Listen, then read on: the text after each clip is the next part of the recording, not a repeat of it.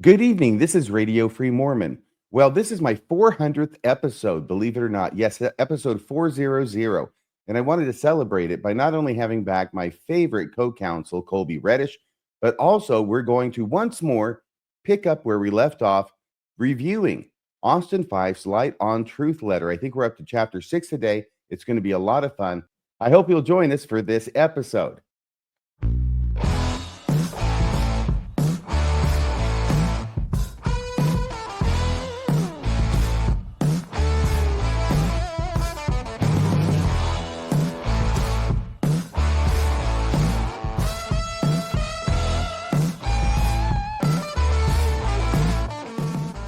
Testing 1 2 3, testing 1 2 3. This is Radio Free Mormon on the air, broadcasting behind enemy lines.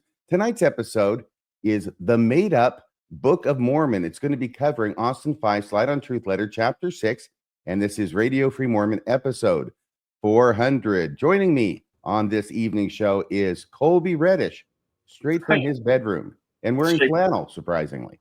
Yeah, I really decided to mix things up this morning. I'm glad you have the camera turned down enough now. So we just get your beaming face and nothing else in the room. Thank you, RFM. As we all know, there's nothing above me. There's nothing above me. Yes. I'm super. I actually forgot when we were scheduling this episode that this is your 400th episode. Congratulations. Well, thank you. I thought about doing something special for it, but then I thought, why bother? You know, we're going to do a great episode. We're going to do the best episode we've ever done. That's my goal for the 400th episode. That's right. That's why you're here to help me. That's right. So here we are back at chapter 6 now. Now, once again, Austin Fife does not give his chapters numbers, which is something I think he should consider doing because we're having to give them numbers so that our audience can keep track of which part of his letter we're covering. Had you noticed that, Kolby? I have noticed that. Yeah, it makes it hard to talk about. Yes. So once again, it's almost like it was a book that was written not to be talked about, weirdly. Really? That almost sounds like an inside joke. What does that mean? It's almost like he wrote a book not to be talked about? I'm just saying. It makes it He's harder. not talking about it, at least not to us, is he? No. That's sad. It's disappointing. So I guess we have to talk about him instead of talking to him because he won't come on the show. In spite of the multiple, very, very kind invitations, I think, that we've given. Rolling out the red carpet, leaving the light on for Austin Fife to come on the show here at Radio Free Mormon and talk with us about his letter, which he spent so much time writing and researching. You think he'd want to talk about that with people who are interested in the subject? Yeah, I'll just say if someone had spent a lot of time writing and researching something like this, you would think they would want to talk about it. Yeah, it's all very strange, but stranger still is the contents of this Light on Truth letter, and where we are today is what I've called chapter 6. Now, it's really the 6th lesson. It's a 6th entry. It's the 6th chapter in it. Just doesn't have a number 6, and that's if you don't count the introduction, which I did not do. I counted that as an introduction. Right. But we're up to chapter 6 now, and we're calling it the made-up Book of Mormon. Now, I know you want to say a few things about this. Let me just say that we had a little bit of trouble getting our arms around this chapter because it's kind of unusual. Mm-hmm. And then I realized what it really is he's just had 4 chapters in which he has given apologetics for the Book of Mormon. Right. And this chapter appears to be a closing argument. Now, based upon the evidence that he feels he has adduced in his case in chief, now he's going to argue the hell out of this thing. The problem is, of course, that we've already done episodes on each of his prior chapters on the Book of Mormon, and we've completely debunked them. So when he gets to his closing argument, relying on the strength of the arguments that he's made that we've already debunked, it falls a little bit flat to me. What do you think? Yeah, no, I completely agree. That's one of the reasons that I struggled, probably even more than you, to wrap my head around this chapter, is that it's largely, I don't even want to say a rehash, because it does rehash some of the things from the earlier chapters, but it's really almost like a tangential point that's trying to bolster the conclusion that he wants people to reach regarding the Book of Mormon. Yes, and that other point is mainly rather a lengthy, maybe too long, elaborate presentation of the idea that if people who don't believe in the Book of Mormon's claim to being miraculously, Joseph Smith's claim to have been miraculously produced, right? People who think that he probably did it in more naturalistic ways. he's trying to mock them and say that if they can't come up with one theory as to how the Book of Mormon was produced, then it had to be God. Yeah, which is, as we've talked about before, which is particularly hilarious since there isn't one believing theory of the Book of Mormon translation either. We have these debates that have gone on in apologetic circles of tight versus loose translation. The kind of new middle ground, I guess, is this weird expansionist argument that I think comes. Expansionist theory that largely comes from like Blake Ostler, which is the idea that the parts of the Book of Mormon that support its ancient origins are totally legit. The parts that demonstrate that it's a 19th century production are Joseph Smith's repackaging of some original ancient core. That's really the expansion part. It works beautifully, doesn't it? Well, it has great explanatory power because it does explain the evidence. The problem is that it's not the most simple explanation, nor is it the most rational explanation. It's also, as we've talked about, completely divorced from what the people who were witnesses to the translation actually said about that translation process. So because it has been a while, you were nice enough, I say nice enough, but I guess I'm just here as a volunteer, nice enough to give me a 3-month break while I taught my state and local government course. I thought it would be good to do kind of like a previously on kind of recap of these big episodes of the Book of Mormon, because there is so much that relies on Austin's earlier arguments. So what I did was I summarized, or had assistants summarizing, if I'm honest, the transcripts from each of these episodes. So I used my AI assistant to pull a summary of Austin's arguments from each of these chapters and our 2 strongest arguments from each of these episodes. So his first Book of Mormon episode was what's known as, you can see it there at the second from the bottom, the coming forth of the Book of Mormon. So that was his first entry into the Book of Mormon chapters. In that chapter, Austin argues that the Book of Mormon's translation via seer stone is not really a problem, but is a miraculous feature that demonstrates divine accommodation to Joseph Smith's natural vocabulary and environment. So that goes hand in hand with what I just talked about with the expansion theory. Austin seems to be a proponent of it. It then says he frames the seer stone as an inspired tool consistent with other scriptural translation methods and encourages readers to abandon the expectation of any kind of scholarly or mechanical translation process. What David Whitmer or Emma Smith said, be damned, I guess. So our strongest arguments from that chapter, the first was that the seer stone narrative undermines the church's historic truth claims. The core claim was that this modern apologetic shift we're seeing towards validating Joseph Smith's folk magic and use of a seer stone requires Mormons to embrace a version of translation theology that is inconsistent with the narrative taught historically and in the church's scriptures. Because remember, these interpreters that were supposedly held by Joseph Smith dated back to the Book of Mormon. They're in the narrative of the Book of Mormon, which is what makes them so unique, and is why I maintain that a non-historical Book of Mormon really is a non-starter, because there are so many actual artifacts that Joseph Smith said he engaged with from the narrative. My buddy that summarized this for me said, why this matters, it really drives it home. It said, this argument forces a choice. If Joseph's translation method resembled his treasure digging more than any typical translation or scholarly work, then the revelatory model collapses or requires absurd contortions. And I think we highlighted that a lot during that first episode. It then said, as RFM emphasized, so you get a special shout out. I'm so pleased that a computer has noticed me. Yeah. Then said, if a stone in the hat is legit, then the whole logic for criticizing other folk divination practices evaporates. That would be the logical fallacy known as special pleading, allowing something for your privileged faith system that you do not allow to vindicate another set of claims or another faith system. You're right. It's interesting that apologists do go to biblical weird things going on in order to justify weird things that Joseph Smith did. But they don't go to that extra step and say, okay, if you're saying that Joseph Smith could do it, on what basis do you reject all these other people in Joseph Smith's day, or even today, for crying out loud? But we'll just focus on Joseph Smith's day, who are claiming to have weird ass experiences and doing weird ass things by magic or by divine power. Right. Our then second strongest argument from that episode was that the original translation claims are incompatible with these modern apologetics. And that's where we really looked in depth at quotes from people who were involved in the translation process. I remember talking about David Whitmer in particular, Emma, and I think some secondhand quotes of Oliver Cowdery that really lay out that this was a literal word for word translation, that they were not able to shift from a word until it had been translated correctly. So that would have produced a literal tight translation of ancient records that were written originally in this Reformed Egyptian.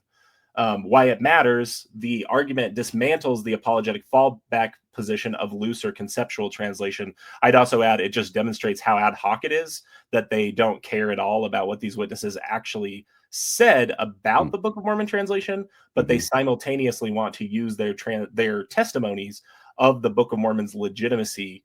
You can't have it both ways. Either you're believing their testimony about this topic or you're not believing their testimony about this topic.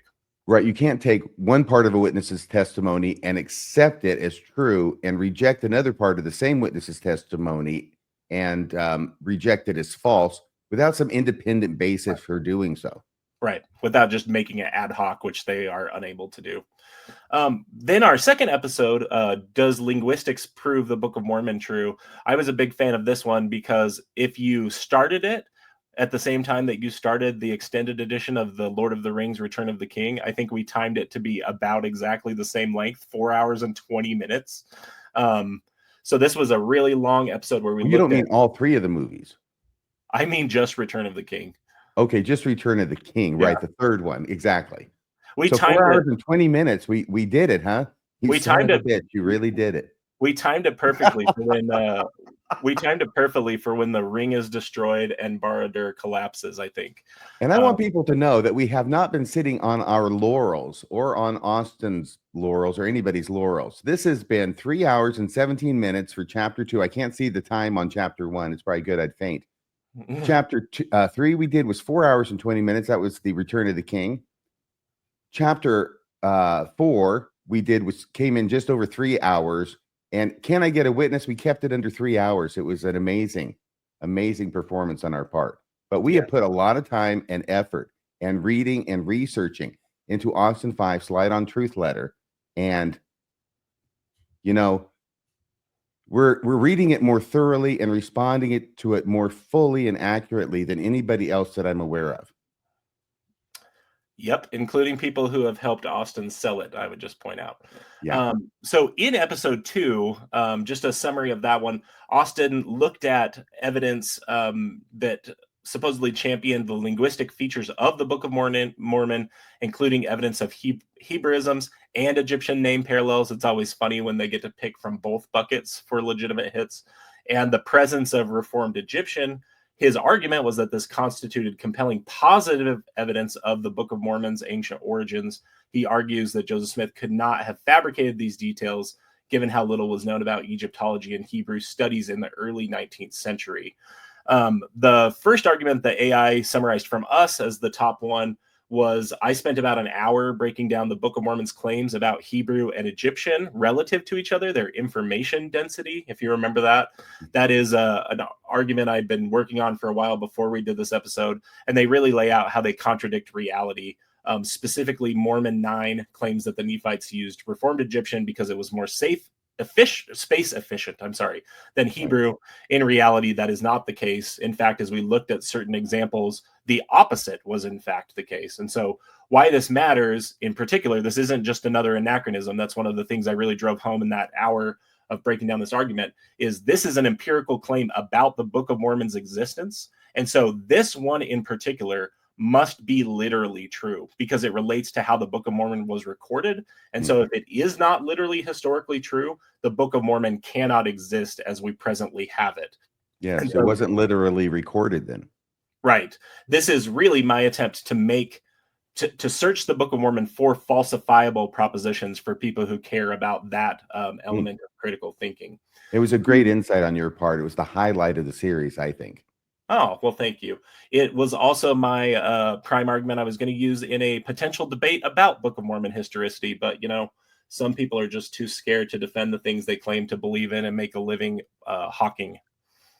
Yeah, Jacob Hansen, he must have known you had this in your holster before he came to the gunfight, so he chickened out.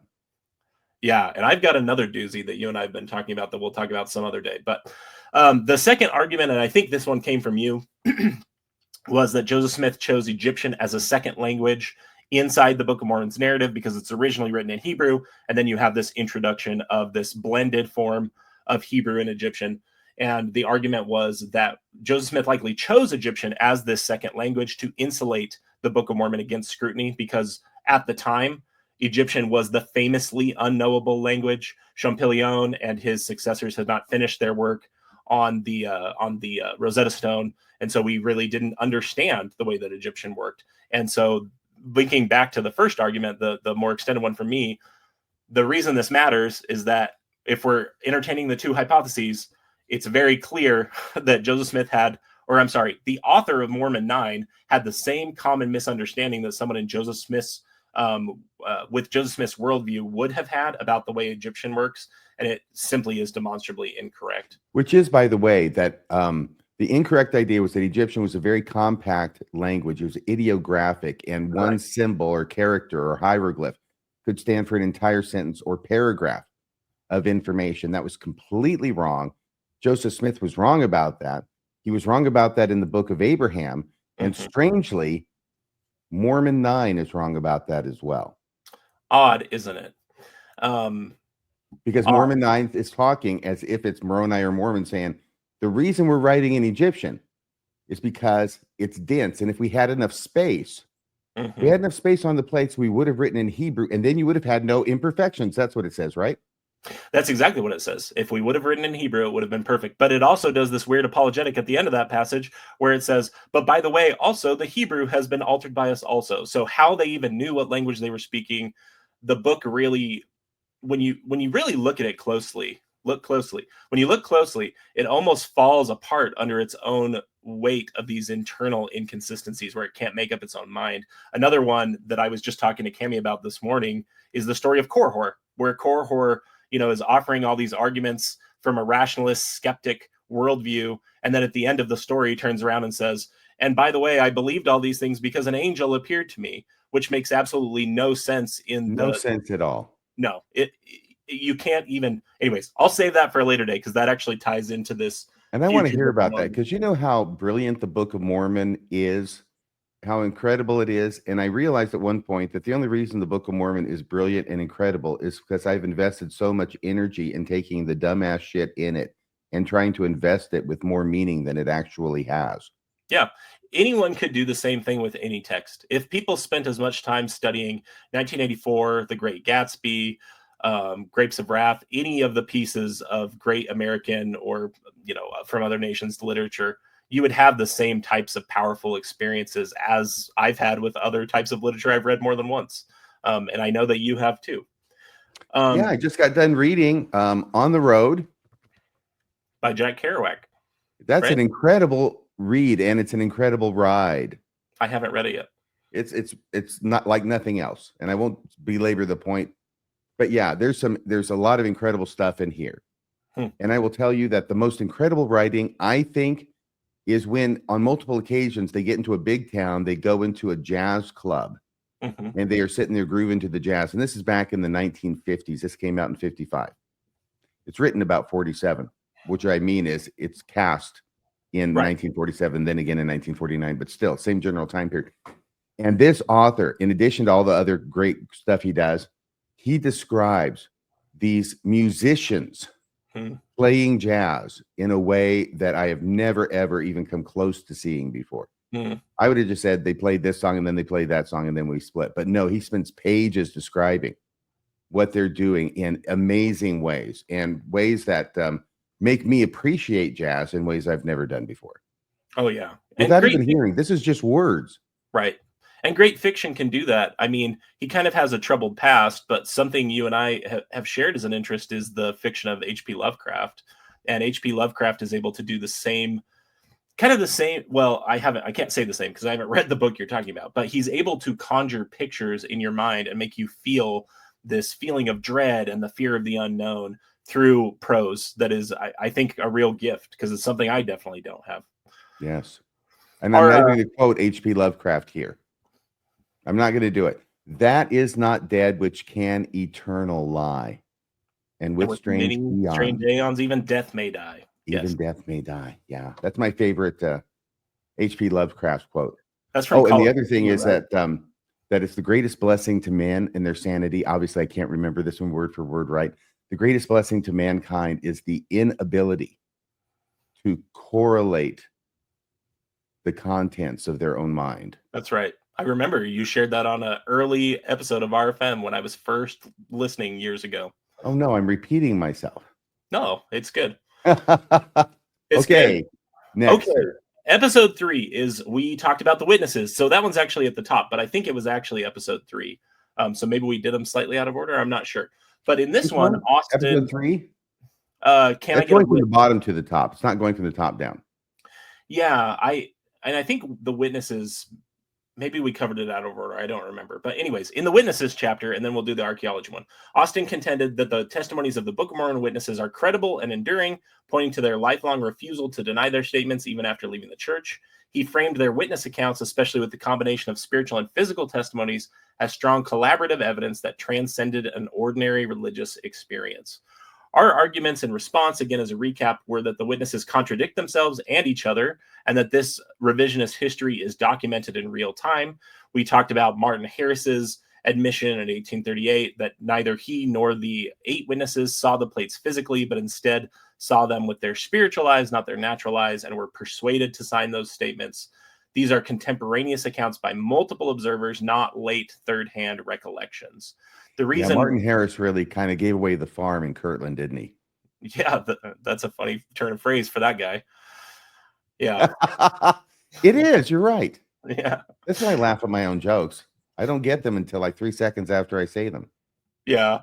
My second or our second argument from that episode was that you cannot cherry pick the witnesses' credibility. So for each of the witnesses, we elaborated on things they said that were critical of Joseph Smith or things that we know Austin would argue with or wouldn't agree with, just to make the point that, again, there's this engagement in the special pleading fallacy, accepting the things from these witnesses that he wants, rejecting the things that he does not want.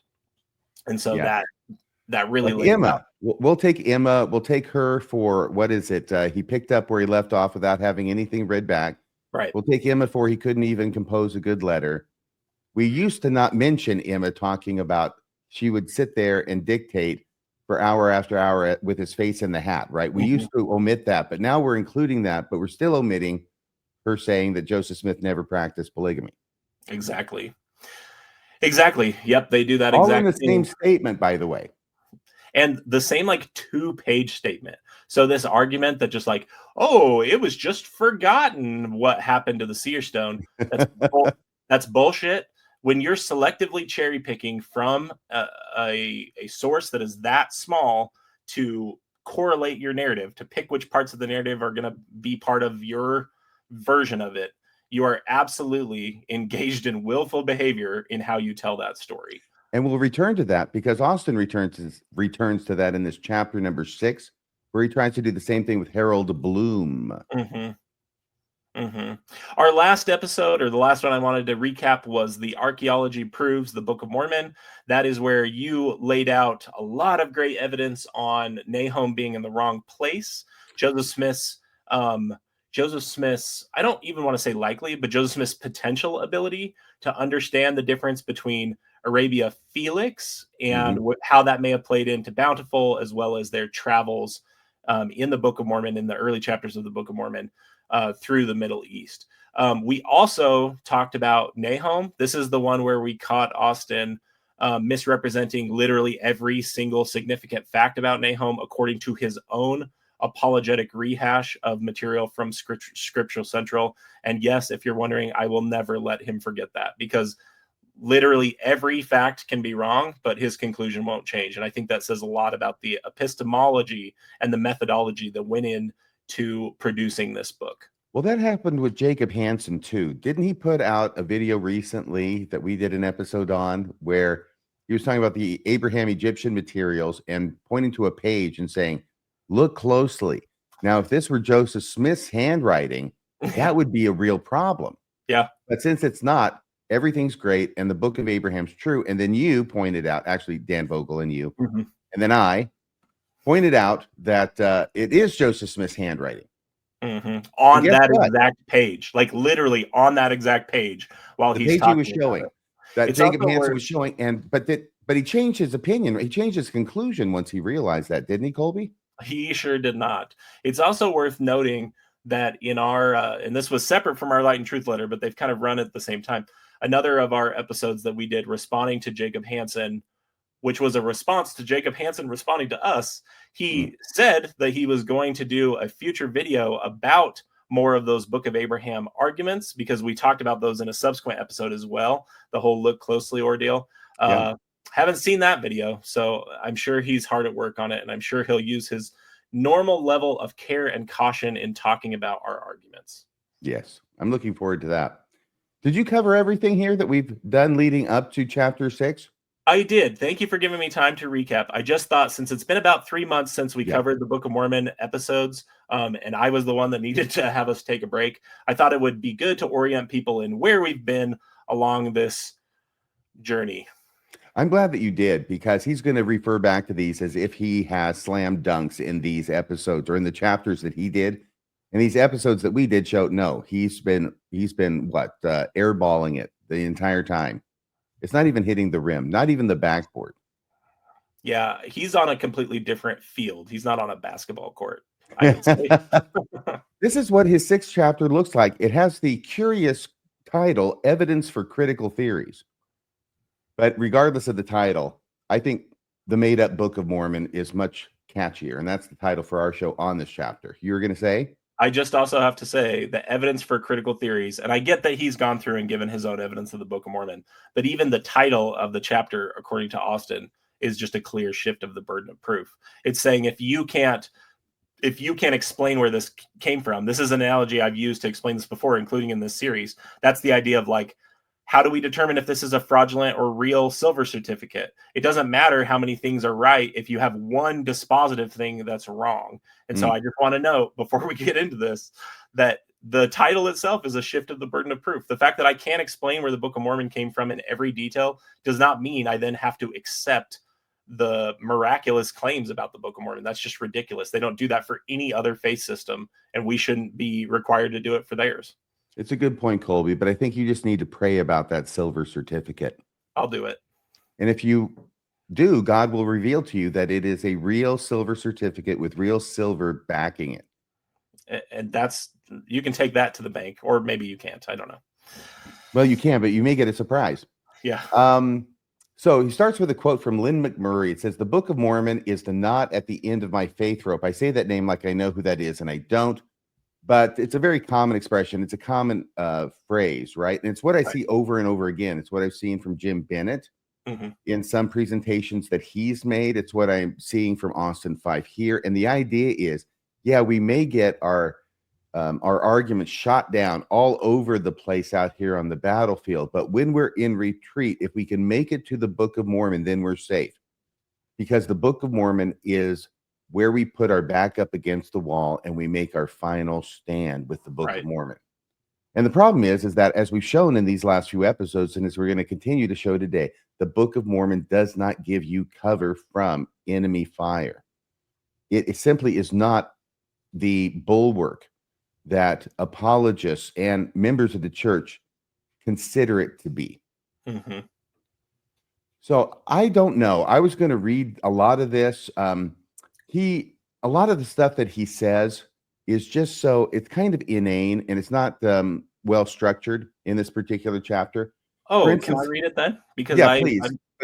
Stop after the first comma, okay? Okay, because I'm feeling inane, so I'd like to start that. Oh, great. As a potential critic. Okay, that's it. He was never even a critic. Okay, this guy never left the church. He never stopped going to church. We've gone over it before.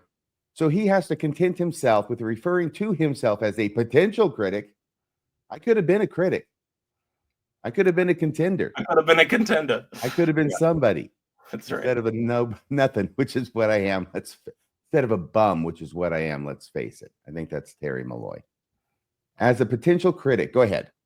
I struggle with the skeptics' Book of Mormon source theories because they lacked evidence. That is just so wild to me that someone who accepts the claims of this faith system is bothered by the lack of evidence. Like that is, whew, just Yeah, right your over his lack head. of evidence is completely destroyed by my lack of evidence. Yeah, that's right. No matter my complaints about God or the church, I could not reconcile the Book of Mormon. Which means he can't come up with a reason or a way that Joseph Smith could have done this without God's help. I think that's Yeah. what he means. It means that he needs to put down the Brian Hales. It frustrated me because I could not explain it. At best, some critics' theories have limited parallels or random coincidences. Isn't that weird? Isn't that weird? Because I would have said the same thing about apologists and their defenses of the Book of Mormon and connections with antiquity. I would have referred to those as limited parallels or random coincidences, but apparently he's not seeing the irony. It is not his strong suit. It then says, whereas we have the Book of Mormon, it actually exists. There is a place, a time in history, and a writer/translator. That is so interesting. Okay, maybe I'll just do a little preview of this potential Book of Mormon episode we'll do here soon. But that phrase, there is a time in history, is exactly one of the things that is so damning about the Book of Mormon. When you were talking about people using the Book of Mormon as their bulwark of their testimony, it's actually the more time I spend thinking about it, the more time I spend noodling on what is falsifiable about the Book of Mormon, what claims in the Book of Mormon are falsifiable, and what can we learn about them. The more I see it as the huge smoking gun that unravels everything about Joseph Smith, because that phrase, a time in history, there are so many thoughts in the Book of Mormon that would make absolutely no sense to the people who are supposedly writing it in the time they're writing it. And I'll give you the brief example of Korihor. Korihor, using the arguments of rationalist skepticism, would have made zero sense before the Enlightenment, because those ideas did not exist. They were not available to people as packets of cultural information or memes to incorporate into a narrative the way the Book of Mormon does. And the Enlightenment, that's around the 1700s, is that right? Yeah, I would say the Enlightenment started in the 16th century. Yeah. But 16th century, is that the 1700s? No, that would be vice versa. It's the 1500s. That would be the 18th century. Yeah. Okay. So did it cover a couple hundred years, or am I wrong about the Enlightenment? I mean, that's kind of the way I think about it. The Renaissance basically flowed right into the Enlightenment period. But that's where you get thinkers like Thomas Paine, who will feature in this conversation where we talk about 1776, at least he was around there. Yeah, because he wrote Common Sense in 1775. Yes. And then Age of Reason in the 1780s, if I remember correctly. Fun fact, even though I love Thomas Paine, and he is basically America's unspoken founding father, because he was anti-Christian at a time when that was so anathema to society, even my favorite president, Teddy Roosevelt, called him a nasty little atheist. And Paine had long since passed, but... Oh, okay. Well, that's unfortunate, isn't it? Some people are not appreciated in their own time. It's only afterward that we realize how influential they were. That's right. I look forward to your future cult, RFM. It then finishes what do you mean future. It then finishes the paragraph by saying, Austin finishes it by saying, critics have yet to show sufficient evidence beyond loose parallels that Joseph Smith fabricated the Book of Mormon. Yep, just loose parallels that he fabricated the Book of Mormon. Okay, let's start with the basic premise, okay? If a guy produces a book in upstate New York in 1829, published in 1830, all right? Your first impulse should be, he probably wrote the thing, okay? That should be where you start. You shouldn't start with, he didn't write it. The guy who produced it probably wrote it. He who smelt it, dealt it. But he thinks, actually, you're right. See, he's flipping the whole burden of proof, isn't he? Right. He's basically saying, nah, there's no really good evidence that Joseph Smith, what he's saying is there's no good evidence that the Book of Mormon was produced by naturalistic means. Therefore, it must be God. Therefore, you need to prove that it's not from God. Exactly. Even look at the next sentence, which is a weird standalone paragraph.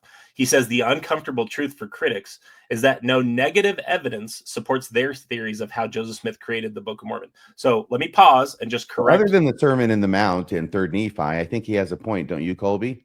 Well, I was actually going to go even more basic than that. He's talking about critics supporting their theories of how Joseph Smith created the Book of Mormon, but then is talking about negative evidence. It's like he doesn't even understand the difference between negative evidence of the faithful theories and positive evidence of the critics' theories, because he has those confused.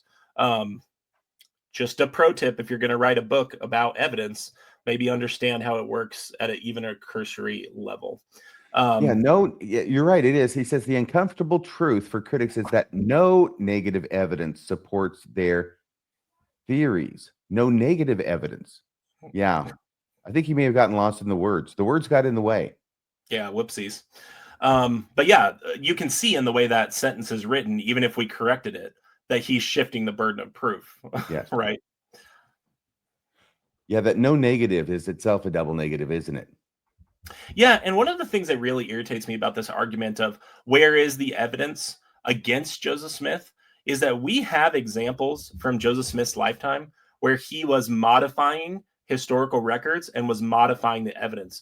The example I use all of the time to make this argument, I think we even talked about it years ago on our Mormonism and the Rules of Evidence series, where we talked about the idea of spoliation. And there's a letter from Joseph Smith to, I believe it's is it the Knight family? The Joseph Knight family? It's the Whitney family. He writes the letter to the Whitney family to Sarah Ann a few weeks, and to her parents a few weeks after they had gotten sealed, according to those records. And it's the letter to basically this teenage polygamous bride that says, burn this letter after reading it. And yet we have a copy of it that's survived. My point being, when people like Austin say to me, where is the evidence for these things that Joseph Smith is supposed to have done? I just point to that and say, here's the reality. This dude was modifying evidence in real time, and we know that. Why in the world would I trust that he wasn't able to do that in other ways? Right. Good point. By the way, I think I understand what he means by negative evidence. What he's trying to say, I think, is that negative toward Joseph Smith, negative toward the Book of Mormon, right? So he's not using negative as zero. It's negative toward Joseph Smith. So the uncomfortable truth for critics is that no evidence that shows that Joseph Smith was a liar supports their theories of how Joseph Smith created the Book of Mormon. I think that is probably what he meant. At least it makes more sense in English. It doesn't make more sense logically, I think. Yeah, and maybe I'm just thinking about this too rigidly, but the way I think about things is the rule of evidence that you and I are familiar with that talks about what relevant evidence is, right? Is it something that makes a fact of consequence more or less likely? So when I hear the phrase negative evidence, I think of something that makes something less likely. When I think of positive evidence, I think of something that makes the proposition more likely. And then there's a third camp, which I would call evidence which is consistent with, which basically doesn't speak one way or the other. It can be explained equally by two different theories or more than two theories. Yeah. Yeah. Okay, so I don't know that we'll read all this, and I don't want to keep saying that over and over as we read all of this, but he peppers his chapter with trenchant questions such as the following. Where is the evidence that Joseph Smith forged metal plates? Can we pause that would be the 8 witnesses.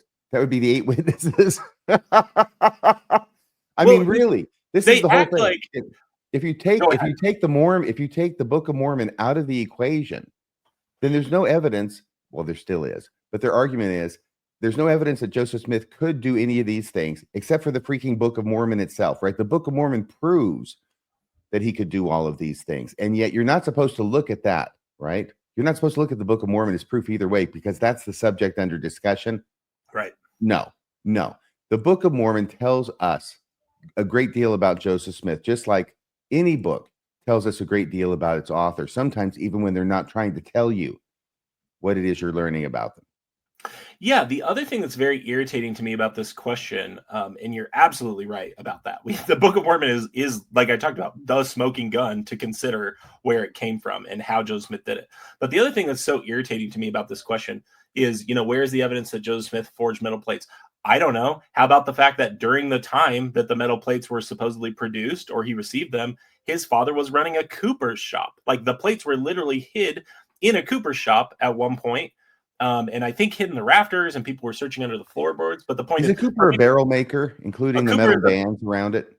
That's right. A Cooper is a barrel maker, but they would have had the tools if they were able to get enough like scrap tin or scrap metal to potentially work up a set of fake metal plates. I'm not saying I'm like absolutely convinced that that is what happened, but my point is just the way they ask these questions is like it's so unreasonable to think it was in the scope of Joseph Smith's capabilities to produce metal plates while completely leaving out of the story.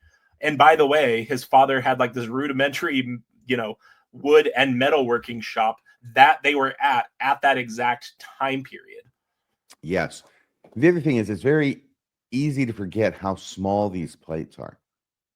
They're like 6 by 8 by 8 at the most, right? 6 inches wide. That's half a ruler. 8 inches long. It's 2 inches longer than it is wide. These are very, very small.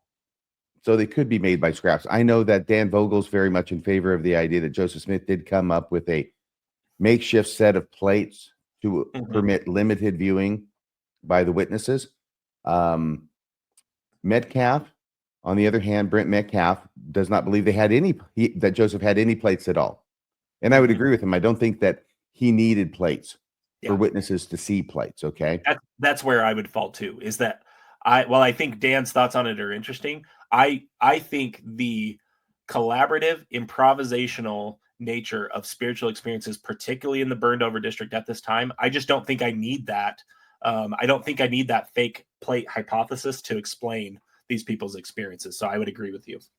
Well, thank you. And so here's the thing is that, of course, I expect that Austin would hear that and that these two individuals, these two scholars, reputable scholars about the Book of Mormon, they can't agree on whether Joseph Smith had plates as a blow in Austin's favor. I would have to turn and look at Austin and say, okay, so was the translation tight or was it loose? Yeah. Yep. Because they suffer from the same problem. The apologists do not have one united version of how the Book of Mormon was produced. And that's because even from a faithful perspective, there are multiple ways that have to be theorized. Otherwise, the Book of Mormon will have problems and fail from its own weight. They have to have a loose translation. They have to have this thing that you talked about. Oh, this catalyst theory, this expansionist theory, which is absolutely ridiculous, which means that now that we're seeing things and we can identify things and other people are seeing things in the Book of Mormon that are obviously from early 19th century America, that doesn't mean the Book of Mormon was produced by Joseph Smith. I mean, a crazy person might think that, if it's produced in 19th century America, that was probably by an author in 19th century America and Joseph Smith. But no, what they say is, no, the stuff that's in 19th century America, that's the part that Joseph Smith added to the real translation, which is the stuff in the Book of Mormon that we cannot currently date to 19th century America. It looks like it might match up with things that are older. Right. And that is the theory of desperation. But I just bring this up again because two scholars, Joseph Smith had plates, Joseph Smith didn't have plates. Apologists go, ha ha, we win. And we say, no, not so fast, because you're doing the same thing. Right. All right. So where are the eyewitnesses who saw Joseph Smith etch characters onto metal plates? I mean, I think he's trying to do a defense attorney argument here, right? Which is where no matter what the evidence is that they have on the other side against your client, what you want to do at some point in closing argument is talk about all the evidence that they don't have against your client, right? If they've got DNA, you say they don't have fingerprints. If they got fingerprints, you say they don't have DNA. Have you ever done this? I know I have. I've never been a defense attorney. Oh, it's great. Believe me. It's wonderful. I love it. So that's where the eyewitnesses are, Austin. Where's the evidence that he had or even knew of any of the books listed by critics as potential sources? So you see, what he's trying to do is saying there's all these sources in his community that share the same ideas or expressions or give the, like Clark's Bible commentary, right? Talks about how it used to be. So where's the evidence that he even used these? Well, the Book of Mormon. Hello. It's the Book of Mormon is the evidence that he used them. because it shows up in these books, and it shows up in the Book of Mormon, and not just once, but over and over and over and over again in unusual ways. And he's trying to say, well, where's your evidence that he used this? This is like the trout in the milk, right? Mm-hmm. This is circumstantial evidence. I don't know if I've said this before. If I have, it bears repeating. I can't remember. It might have been Emerson, but it was somebody who talked about circumstantial evidence. There's two kinds of evidence. There's direct evidence, which is perceived by a witness, usually a human being. And then everything else is circumstantial because that evidence arises from the circumstances. And it is common for people to think that circumstantial evidence is weaker than direct evidence because of the way it commonly gets used in public discourse. Oh, that's just circumstantial evidence. Well, circumstantial evidence can be quite strong. And that's the whole point. Like the trout in the milk. So this is back from 200 years ago. It would have been around from Joseph Smith's time, I think, maybe a little bit later in America. And, you know, when you were getting milk, you're not getting it in cartons or bottles delivered to your door. You're getting it in open containers, I think, like pitchers, right? So you go and get a pitcher of milk. Well, it would happen from time to time that the people who sold the milk wanted to make more money. And so they would put water in their milk. And they would go down to the stream and they would scoop up some water and then put the milk in it and sell it to the unsuspecting person who's now basically paying full price for 1%. The idea being, though, that when you scoop the pitcher into the stream to get the water in it, you might catch a trout in it. All right. So what this means is that if you find a trout in your milk, that is pretty good circumstantial evidence that the person you bought it from was watering the milk down. Okay, this is the trout in the milk. The Book of Mormon is the trout in the milk. And it's the thing that proves that it's a 19th century production. And it is the thing that the apologists refuse to look at as evidence of its being a 19th century production. They want evidence from other things other than the Book of Mormon, when the Book of Mormon is the main piece of evidence itself, I think. Well, and to that point, this also just reveals such a naivete on Austin's part, right? If you look at the second question from that same little sub-paragraph, where are the witness statements that Joseph had sources with him during the translation? You and I know, as attorneys who've cross-examined people, eyewitness testimony is one of the famously least reliable forms of evidence. And yet, when it comes to these apologists, they think that because Martin Harris and Oliver Cowdery and David Whitmer signed some affidavit 200, almost 200 years ago, that stands for something. Like, there are eyewitness, and we talked about this when we talked about the witness, when we did the witness episode, we talked about the miracle at Fatima. I think I said that wrong that entire episode. Fatima. Fatima. I can't remember. I can't remember either. But, there were thousands of witnesses to supposedly the sun doing all these weird events in the sky, holding still. That didn't happen. That's fantasy. The sun can't stand still in the sky because of the laws of physics. And my point being that you can see very much about a person, the way they're thinking, by the questions they ask. And the fact that Austin goes immediately to witness statements as if that's the most credible form of evidence, I think is very revealing. Because like you're talking about with the trout and the milk, the more we understand about ideas and ideas as memes. When we were talking on the phone the other day, I told you that on an episode of Mormonism Live, or maybe After Dark, you did a movie quote, I think from Sunset Boulevard. I'm ready for my close-up. Mr. DeMille. Yeah. I'm ready for my close-up, Mr. DeMille. I had no idea what movie that quote was originally from, but I had heard it rehashed. We all know that quote. Yeah. Don't we all know that quote? Right. Even if you don't know what movie it's from or who said it. Right. And my point was exactly that, is I knew that quote because they referenced that quote in a different movie. So my tether point to that quote, to that packet of cultural information, is something that isn't where it originally came from. And my point in talking about this for a second is, if you look at that first question, when Austin says, where's the evidence that he had or even knew of the books listed as potential sources, they are missing the point. The point is not that Joseph Smith sat there and directly plagiarized from View of the Hebrews or from the Late War. What it is helping show is, under meme theory, this idea that we pass ideas almost like genes, that we pass them along this way, like we've been talking about with this movie quote.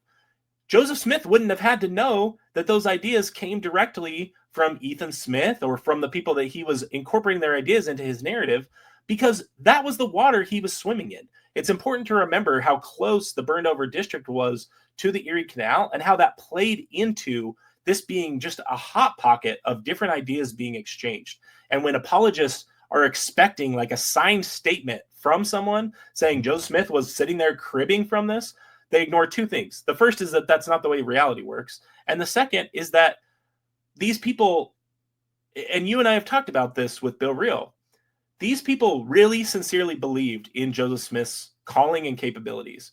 And I am not putting it past them to be pious frauds along with Joseph Smith, to, I don't even want to say lie, to not tell the full truth because of what it says about Joseph Smith. And my prime piece of evidence for that would be the Adam Clarke's commentary incorporated into both the Joseph Smith translation and the Book of Mormon, as both of us have talked about before. And the reason that is so significant to me is because none of those witnesses, to Austin's question, talk about the use of the Adam Clarke's Bible commentary, which we know because of a story told by Nathaniel Lewis, Emma's uncle, that Joseph Smith had access to. So the fact that we know, because it's right there in the text, the direct borrowing that Tom Wayman and Haley Wilson Lamont found cannot be explained any other way. It can't be explained by pure chance. There were too many places where he borrowed 4 or more words, I think is where they set their trigger.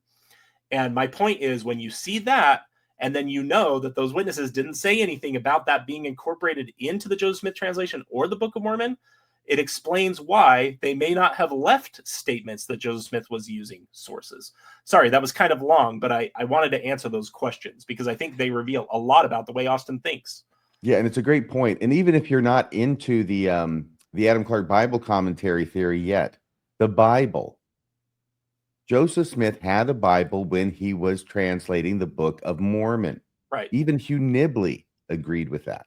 Right. Even Sidney Sperry agreed with that. Right. Because it was too impossible to believe anything differently, although they would have liked to, as apologists for the church and for Joseph Smith, they would have liked to have believed something different, but the evidence was simply too overwhelming for them to have any credibility. So if Joseph Smith is using a Bible while he's translating the Book of Mormon and reading out of it for Isaiah, for the Sermon on the Mount, all these things, right?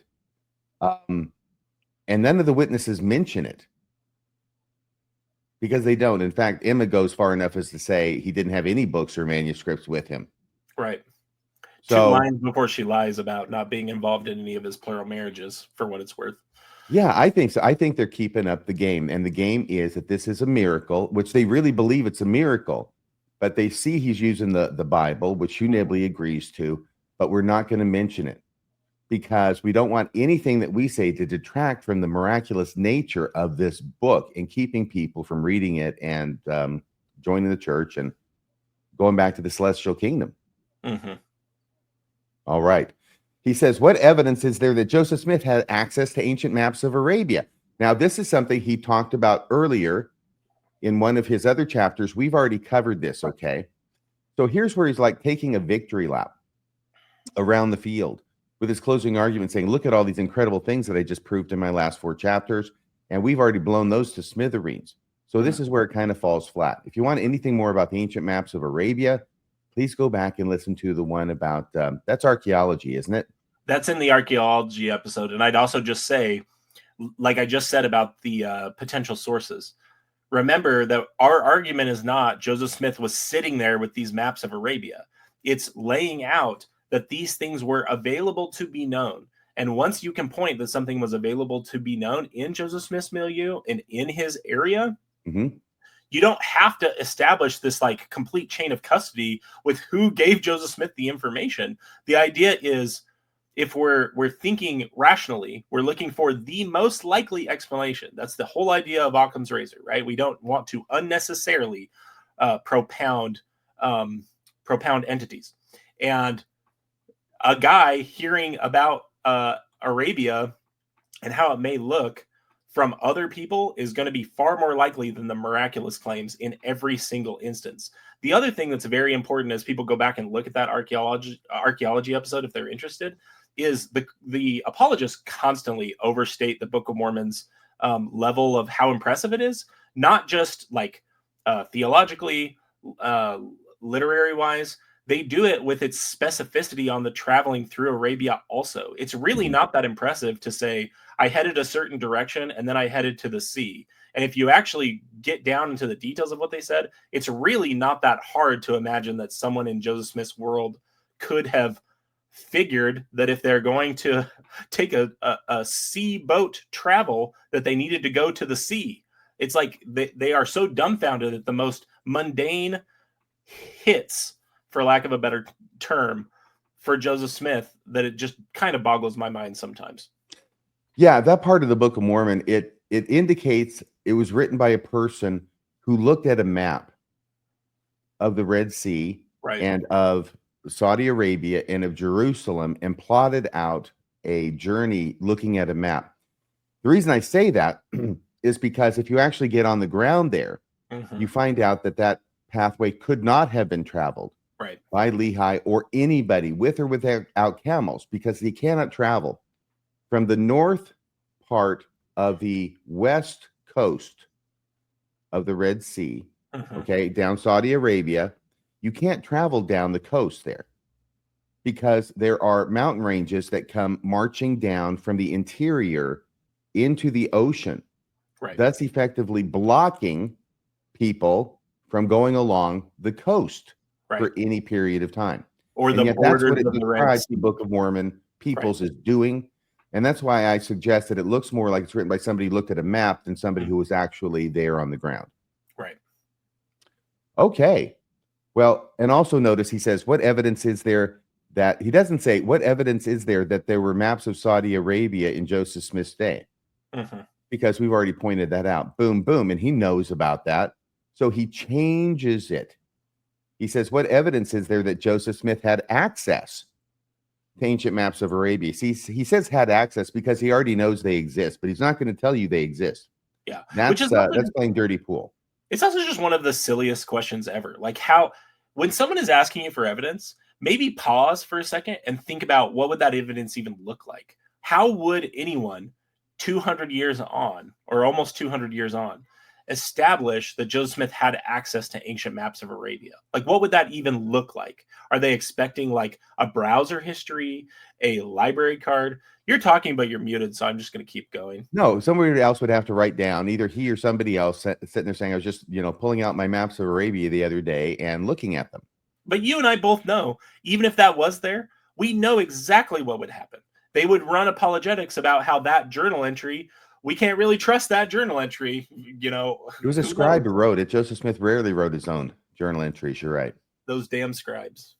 Damn scribes. The next question was, what is the evidence that Joseph Smith was familiar with Hebraisms? I'll answer this one directly because it's actually very easy. There is a large body of evidence that Joseph Smith was familiar with Hebraisms because it's all over the Old Testament.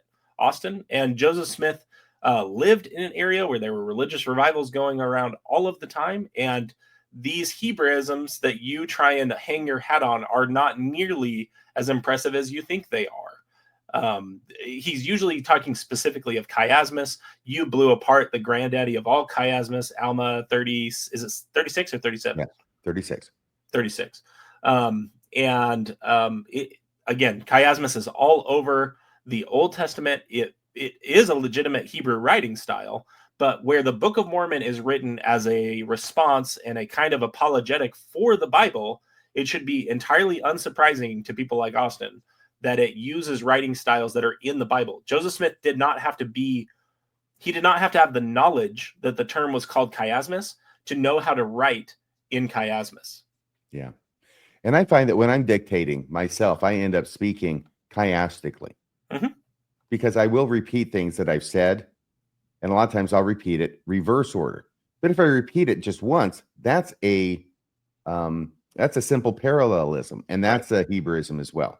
Right. It's if you invert the second part, the inverted parallelism, which makes it a chiasmus. Right. Now, we're not going to read all of these freaking questions, in spite of the fact that Austin has begged us to. Okay? But we're going to go down here into this next part where he starts talking about different authors, because he says, when the Book of Mormon comes up and the apologist is making their argument that it's got almost 270,000 words in it, and Joseph Smith produced it in 2 to 3 months or 60 to 90 days, that's amazing. And then other people say, well, look at all these other books, right? And that's what he's going to go through over and over and over again here. Before and try we and say, I think basically what he says, he's always going to try and distinguish. Either these were authors who had experience writing things and Joseph Smith didn't, therefore it doesn't apply and you can't make the comparison. Right. Or what happens more frequently is, well, yeah, but these are much shorter books. Mm-hmm. It's all about length to Austin. I'm not saying that says anything about him psychologically, but he really seems consumed with length, at least when it comes to books. Yeah. Before we talk in any detail about these authors, I did just want to point out from that first question at the top of the page, the second question, he says, where are the co-conspirators admitting that this was all a hoax? Again, the way these questions are asked and phrased says so much about their author. And what this says to me about the author, Austin, is that he cannot entertain a reality where people can be a pious fraud, where people can be misrepresenting things or not telling the full truth, unless it's like a knowing hoax and fraud. And that has never been my claim about the Book of Mormon. And I know for a fact it's not your claim about the Book of Mormon. So no. I want people to notice that false dichotomy. It's absolutely revelation from God or it's a hoax. That is a false dichotomy. Very good. Then he quotes all these other explanations, basically what I'd said about books, right? And I think this is a quote. It's in italics. Mm-hmm. He says, I see these sorts of arguments all the time. Mark Twain dropped out of school at 12 years old. He still managed to write 28 books, including The Adventures of Tom Sawyer. Interesting, because I would, of course, put The Adventures of Huck Finn there, since that is his classic there. Yeah. Well, Tom Sawyer is a great story. I mean, don't get me wrong. It introduces Huck Finn, but Huck Finn is the classic that he wrote, I believe. William Shakespeare, famous writer. Do they really have to put that in parentheses after either Mark Twain or William Shakespeare that they're famous? I mean, Abraham Lincoln, president of the USA. These parenthetical comments are really helping me out and recognizing who these people are. But William Shakespeare, famous writer, dropped out of school at 13 years old. He wrote at least 39 plays. Abraham Lincoln, president of USA, 1 year of formal education. Okay, so they're talking about all these other people who've gone on to do great things who didn't have a lot of education like Joseph Smith, right? And then Austin. Austin says the issue is that these points only strengthen the Book of Mormon claim of divine authenticity. Aha, you see, no matter what your argument is against the Book of Mormon, it really only strengthens the claim of the Book of Mormon's authenticity. And here's why, I guess. Mark Twain, still a famous writer, dropped out of 12. Okay, he's repeating that comment. And then he's going to say, didn't Mark Twain write his first book, The Innocents Abroad, at age 41? Aha, checkmate, you see. He did not write it at 23 like Joseph Smith. There is always, always, always going to be some way to distinguish Joseph Smith from these other individuals who have accomplished what he accomplished. And all you have to do is, this is what lawyers do for a living. They distinguish similar fact patterns when it suits them to do so. I think that's known as nitpicking, RFM. Is it? That seems kind of psychotic for you to mention it. Yeah, I know. Go ahead. So at 41, he, as a newspaper editor for 8 years, isn't that book less than half the size of the Book of Mormon? So not only, regardless of how much education or how little education Mark Twain had, he's a newspaper editor. He's 41. And besides, this book, Innocents Abroad, is less than half the size of the Book of Mormon. That's a particularly funny metric on how impressive the book is, particularly as applied to Mark Twain, because Mark Twain famously said once, at the bottom of a letter, he once said, I apologize for having written such a long letter. I simply did not have the time to write a short one. The assumption behind what Austin's saying there is that the length of a letter or the length of a text makes it more impressive. And I've got to tell you, that is simply not the truth. I've read much shorter works that are much more impressive than much longer works. The the question of length, or I'm sorry, evidence of length speaks to no question other than length. Period. Right. That's what it is. But the Book of Mormon is somewhat large, produced in a somewhat short period of time, at least apologetically speaking, right? Sure. And therefore, it's the length of it. It's also a false equivalency, though, because even the way Austin introduces Twain, didn't Mark Twain write? There's a difference between writing and dictation, a huge difference in how much you can produce. And to just like miss that and to do these comparisons, it's a complete false equivalency to compare dictation, Joseph Smith's dictation, even in the faithful view, to writing. It's a different skill set. Yes, and he should have brought that up. I mean, to give him credit, he says he's responding to someone else who's bringing up Mark Twain as a counterexample to Joseph Smith and responding to that argument, but he should bring up the fact that Joseph Smith never even claimed to write the Book of Mormon. He claimed to have dictated it. Oh, speaking of Abraham Lincoln, this gets to your issue about length. Speaking of Abraham Lincoln, the comparison between his short Gettysburg Address and the much longer and completely forgotten, it was a 2-hour speech, I think, by Edward Everett, at the same occasion, is the stuff of legend. All right. So somebody once said brevity is the soul of wit. I think it was a famous writer. He was a famous writer.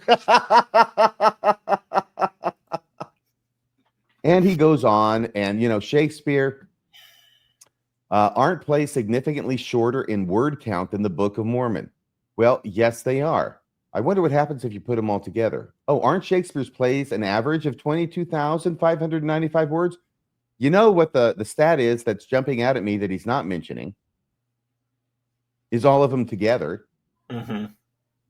So if you've got 22,000 words in a play, times and you 39. multiply that times 10, you've got 220,000, right? Mm-hmm. The Book of Mormon has 270,000 words, and Shakespeare didn't write 10 plays. He already pegged them at around 39. So in other words, Shakespeare's plays all totaled are more than double the size, and probably 3 times, maybe getting closer to 4 times, but at least 3 times. I bet 3 times the size of the Book of Mormon. That's the statistic he obviously avoids. Mm-hmm.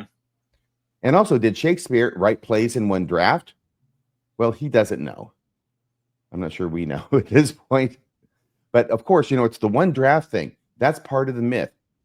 Mm-hmm. Part of the myth of the apologist is that Joseph Smith dictates the Book of Mormon, and there's no changes to it, right? Even though there were changes that were made early on. But right. Primarily, once it comes off the press in the 1830 edition, 7 years later, Joseph Smith is revamping the entire Book of Mormon for its second publication, the mm-hmm. second edition in 1837. Right. And he went through it, made a ton of changes, and some of them were significant and affected not only the narrative, Benjamin and Mosiah, but also the theology, changing Mary being the mother of God to Mary being the mother of the Son of God. Right. So there was a lot of changes. Go ahead. Right. And aside from the changes, it also ignores the pre-drafting or the pre-dictation work that Joseph may have done. In one of the earlier episodes, when we were talking about the Book of Mormon, we talked about this quote from Lucy Mack Smith, her biography of Joseph Smith, where she talks about how he would entertain their entire family with stories from the time he basically had his first encounter with Moroni until he received the plates. Mm-hmm. And I can't remember the exact words she uses, but she says that he was so comfortable talking about their life, their manner of dress, their manner of speech. It was their animals, everything. Their animals. It was as if he lived his entire life among them. I remember that particular phrase. But of course, the apologists never want to tell you about that, this pre-dictation, extemporaneous, improvisational nature of what Joseph Smith was able to do. They will also never tell you something that we hit on earlier in this series as well, is that Emma's statement that Joseph Smith can neither write nor dictate a well-worded letter is a demonstrable lie. We read 2 letters from 1831 that Joseph Smith wrote with a scribe, but wrote to the Colesville Saints that were replete with scriptural references. That is just the way Joseph Smith thought. That was the thought pattern, just the same way that you are able to, off the top of your head, make an analogy to Shakespeare or a Shakespeare quote or passage that is meaningful to you, and the way I'm able to hit the very highbrow the highbrow crowd that can't appreciate Shakespeare that does appreciate Rick and Morty. That's where that's where I settle in, is those pop culture references.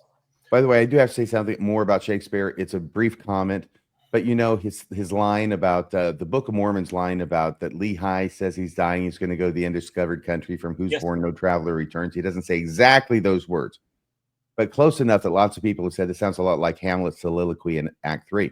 It starts to be or not to be, right? So the apologist says, no, this is different than what Shakespeare wrote and other things, right? But this is what they lead with. This is not word for word Shakespeare. At which point I think, how many times have I screwed up a Shakespeare quote when I'm trying to quote Shakespeare?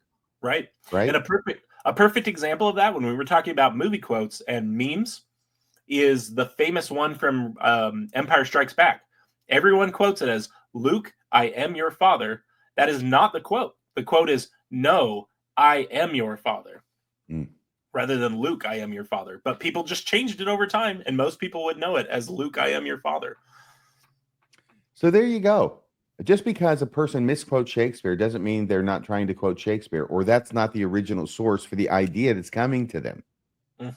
Sometimes without the person even realizing it, right? Yes. You can reference a person's ideas that you've never even heard, but that you've absorbed secondhand, that you build in to something that you say. That's just the way that ideas work. Right. I was going to skip down to, did any of these brilliant people write a 269,000 word book in one draft? See, in 65 days. See, so one draft is an assumption that it really doesn't match the evidence. And 65 days is another assumption that doesn't match the evidence. So when you get rid of those two things, one draft and 65 days, which are not supported, in fact, contradicted by the evidence, then yeah, a lot of those brilliant people wrote a 269,000 word book. Right. And Joseph Smith didn't write it. Again, as a reminder, dictation is a different skill set than writing. And the Book of Mormon reads like a book that was dictated. 100%. There are far too many. It is not. It's very different from the New Testament, and this has been noted before. The New Testament and other books will be much more dense. The Book of Mormon is. It sounds like somebody who's sort of, well, like me. Like I talk about something, and then I'll make a comment over here. I'll go off on a digression. If I'm lucky, I'll find my way back, and then I'll repeat what it was I was talking about, creating all sorts of wonderful Hebrew literary forms in the process. That it's not dense, it's expansive. The Book of Mormon, the language is expansive. It takes the Book of Mormon a lot longer to say something than it does the New Testament. Absolutely. And the prime example in the text of what you're talking about are asides that the Book of Mormon does to completely subvert the meaning it just gave you. So the example I think of all the time is they buried their weapons. Does he say they buried their weapons of war? They buried their weapons of peace. Right. Or I would use other words because I screwed it up the first time. Exactly.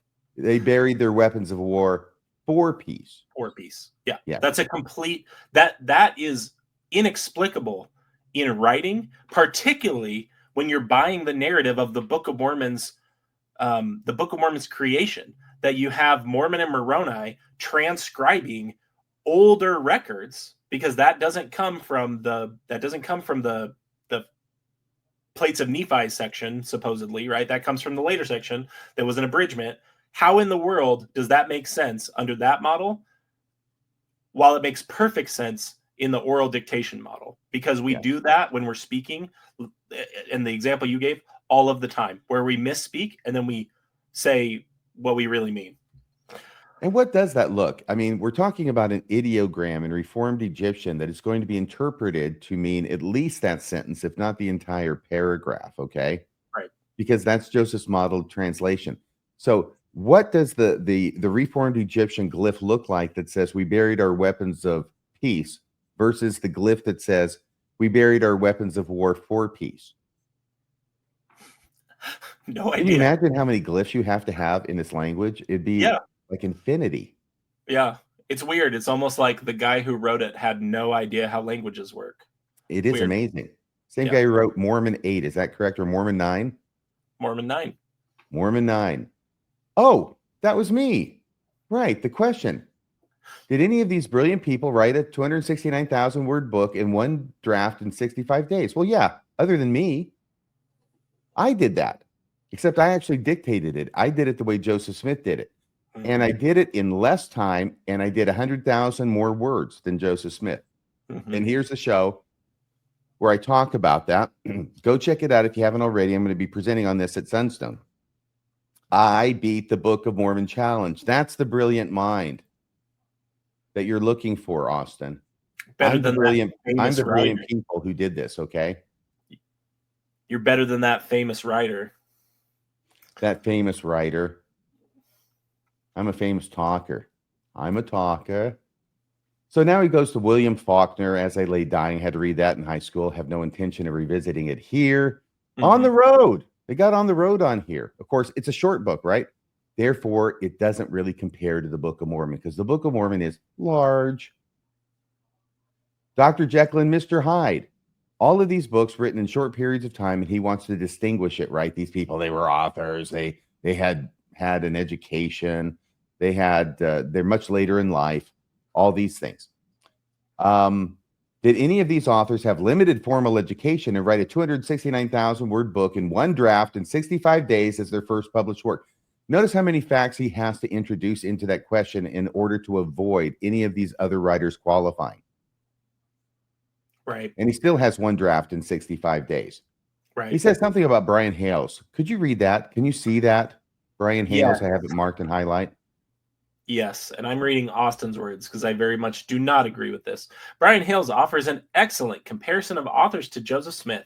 He compares the author's age, education, book word count. I think it would just be word count, book complexity, and composition timeline. In nearly every category, Joseph Smith is the outlier. When combining all the factors, no one else is like him. This part cracks me up. Because tell me why. He builds the confession, the admission into the sentence in nearly every category. Yeah, you said nearly. Because I know what he's talking about. He knows what he's talking about in nearly every category. Well, if Joseph Smith is the outlier in nearly every category, won't you please tell us what category he's not the outlier in? Because that's probably where he fits best.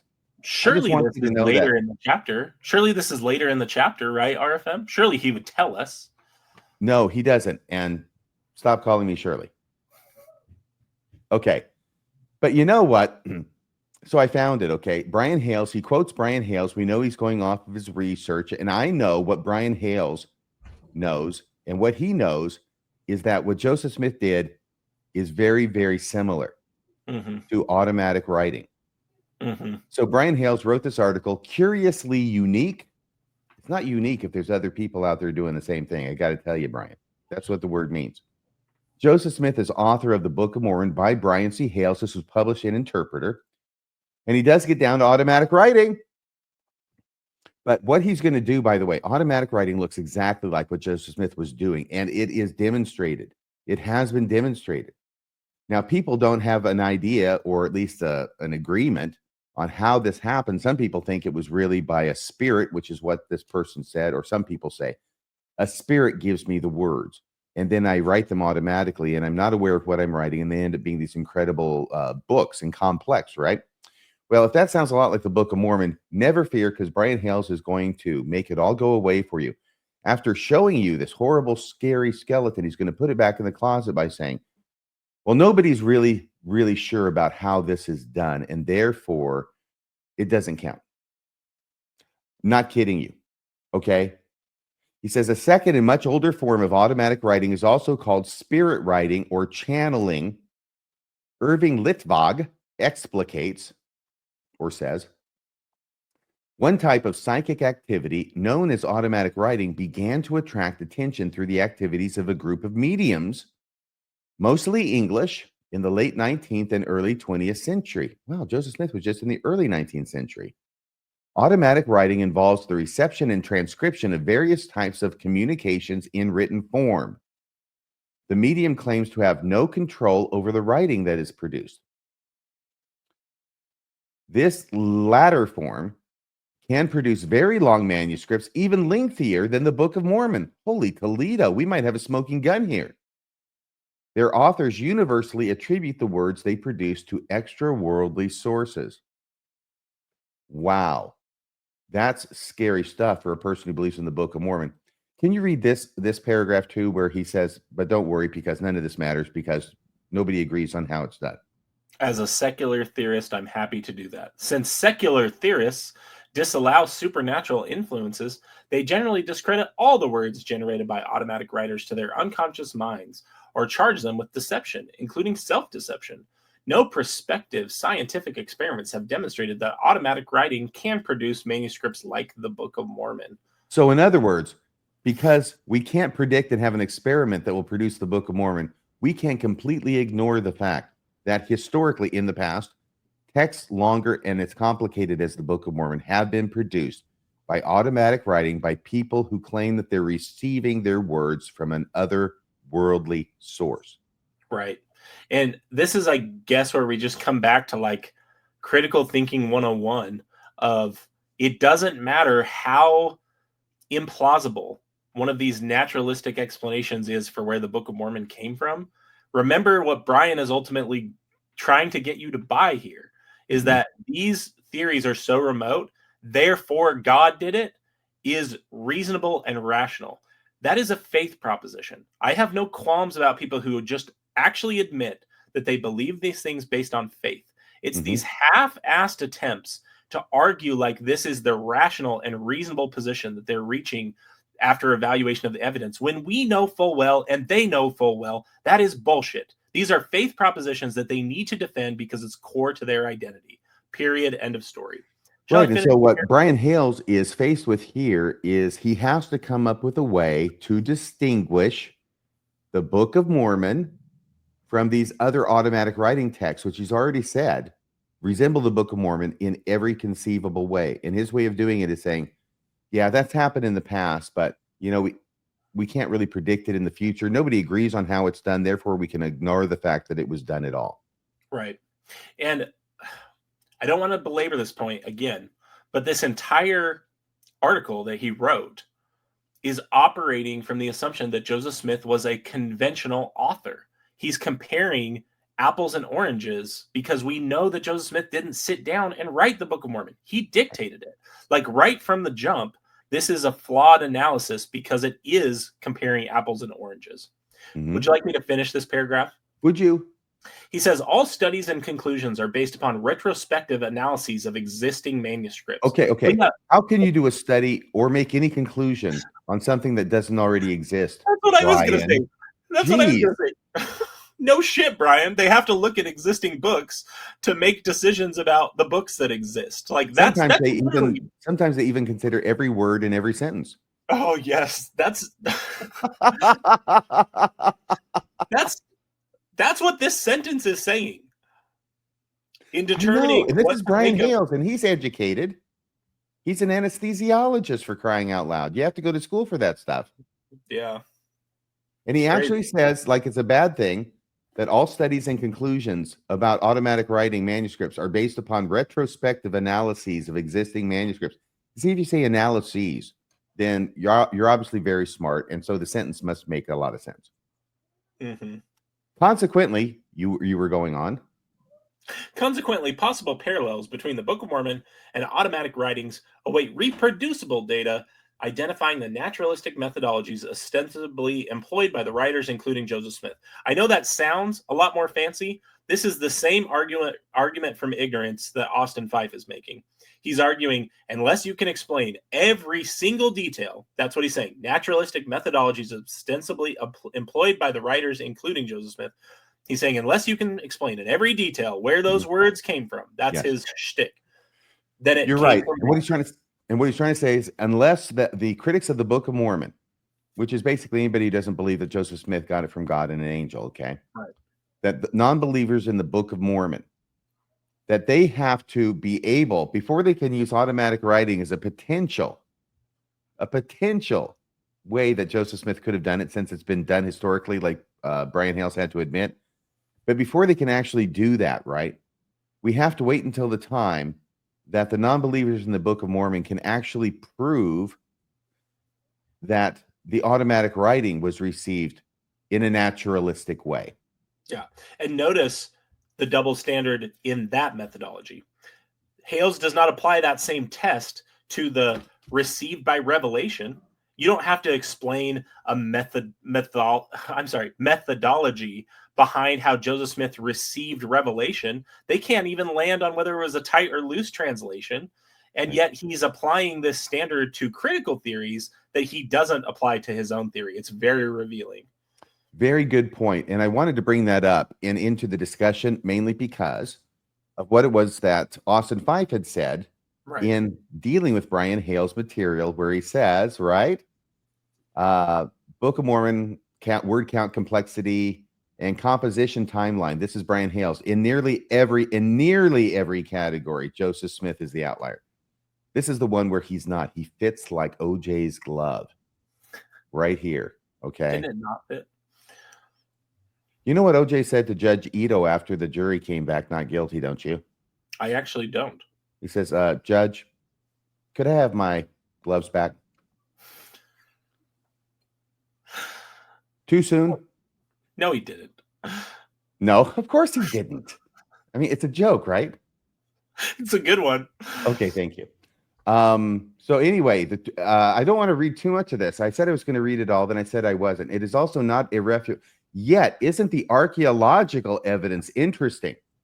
See, he's down there. Isn't the archaeological evidence? It doesn't prove it, conclusively, but isn't it interesting? Once again, this word interesting. You want to try and get the evidentiary benefit of something without having to defend it as evidence. Yeah. Those are really slimy tactics throughout the Light and Truth letter that I'm really tired of reading.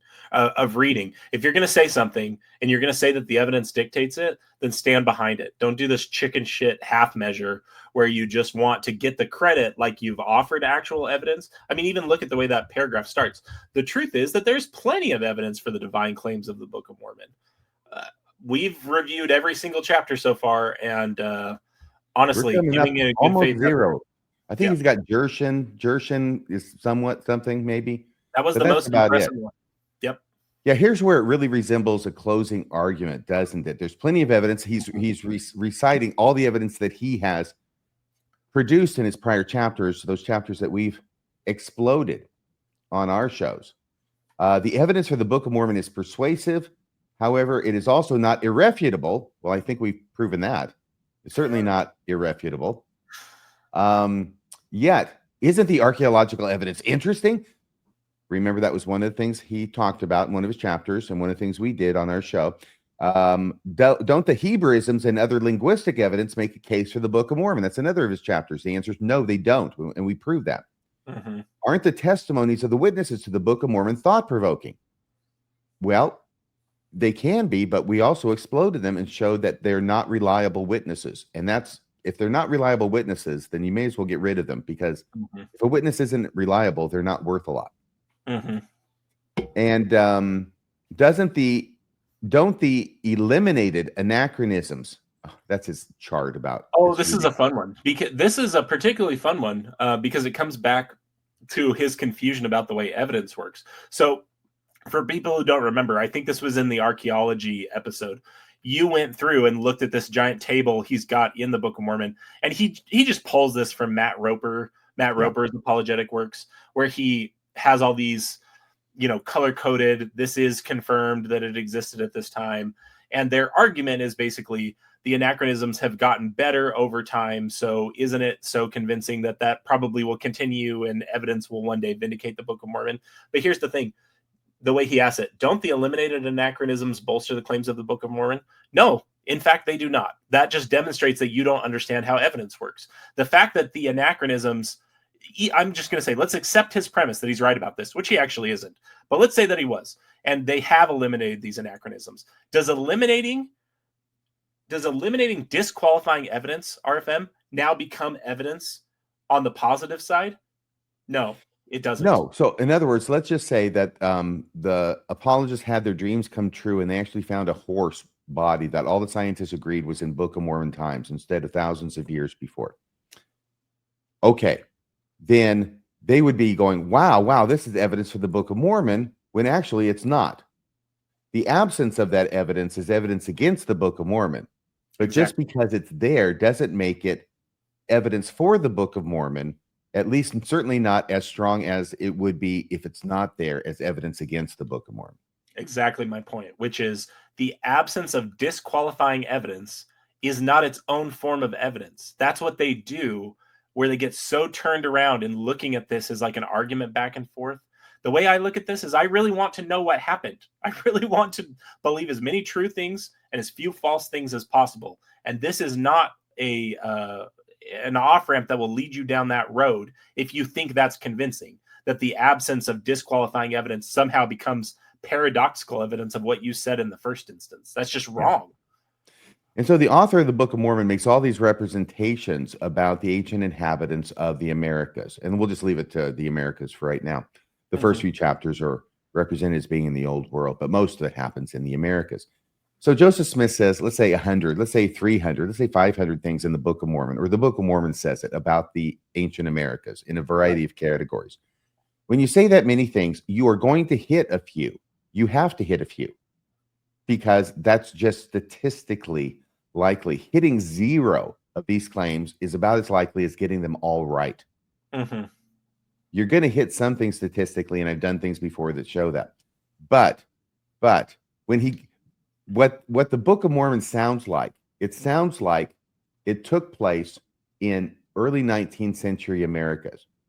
All the animals that are described in there, with two exceptions, the Curulamin and humans, which are supposed to be things that are not, right, are either things that existed in 19th century America or that people in 19th century America knew about and probably believed were in the Americas as recently, like elephants, right? Of course, those were older, but elephants come over, okay? And they have a problem with those too because they didn't exist in the Americas at the time, even with the Jaredites. It's still thousands of years before that. Right. Well, then it's not an elephant. It's a mastodon or mammoth, right? Exactly, a mammoth. They don't look at all alike, but I get them confused. The mastodon and the mammoth. So we will go to things that are like what the Book of Mormon says, as if it's evidence for what the Book of Mormon says. And at the same time, we're saying, okay, so if they find an elephant, now that's evidence that the Book of Mormon is true. Let's leave the elephant out of it, okay? Elephant might be in a different category. I'm looking at the vast majority of things that were in Joseph Smith's neighborhood, like the horses and the cows and the mules and the sheep and the goats and all those things. And he just didn't know that the vast majority of these things came over with the European invasion, which didn't happen before 1492. So we've got a pretty good line in the sand there. And 1492 is way after the Nephites. So that's a problem. But if they found a horse that was in Book of Mormon times, yes, they would be very happy. And they would be happy because an argument against the Book of Mormon would have been defeated. But defeating an argument against something doesn't mean that it's positive evidence for the truth of the proposition. Right. And to really drive that point home, that was a great way to explain it. I think to also just really drive it home with this analogy we've used before with the silver certificate, right?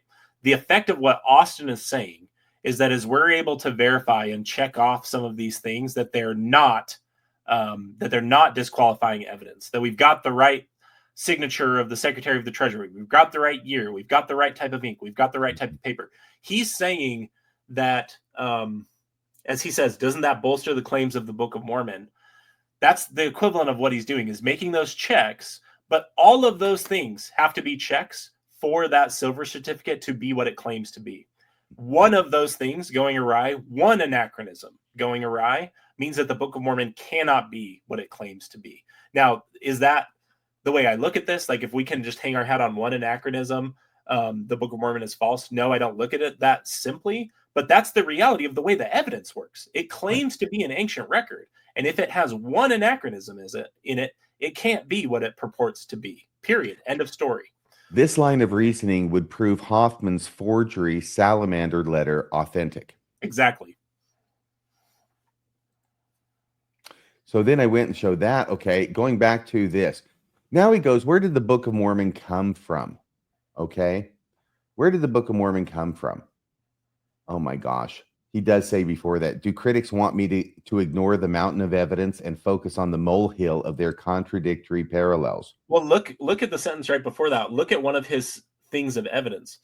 He says, a book with 200 named characters, several plot lines, 3 migrations, and a currency system. I'm going to just speak briefly to the 200 named characters in the currency system. The currency system is literally elaborated on in one chapter, and I think mentioned one other time ever. It's never brought up. I think it's Alma 11. Yeah, it's in Alma 11, I think. And then I think it's mentioned in when Christ appears at the temple in Bountiful. He substitutes in farthing for C9 or whatever nonsense word it is. The uttermost C9. Right. But it's the same thing with the named characters. Like, yes, there are big characters in the Book of Mormon, Nephi, Alma, Lehi, but most of those characters enter into the narrative, take place in one passage, and then are never spoken of again. The most complex part of the book is probably Alma, where you've got the sons of Mosiah kind of on these parallel different missionary journeys throughout. Or Mosiah. Yeah.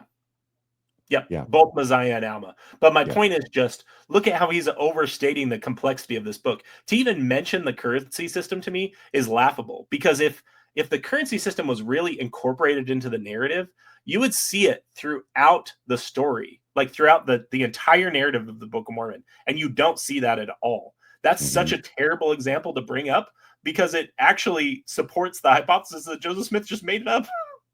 It's crazy. I know the currency system is kind of like the law of Moses in the Book of Mormon, because they say we follow the law of Moses. Right. They even say we built a temple after the manner of Solomon right after we got here, and we hardly had anybody to help, but we built this damn temple. But we don't hear anything else in the Book of Mormon where it's incorporated into the narrative, anything about following any of the rites in the law of Moses. Right. And what would have been every day. This would have been part of their lives. Exactly. And what I was going to say is, like, and what you mean by that, like what that would look like, what we would expect to see is the law of Moses had like very specific prescriptions and holidays and things that people could and couldn't do on the Sabbath, right? We see this in the New Testament when there are the gleaners that are picking wheat through the field. That is the law of Moses being incorporated into the narrative, because it's a legitimate narrative of people who lived in that day. The Book of Mormon talks about the law of Moses. It talks about it. It never incorporates it into the narrative because Joseph Smith didn't understand it.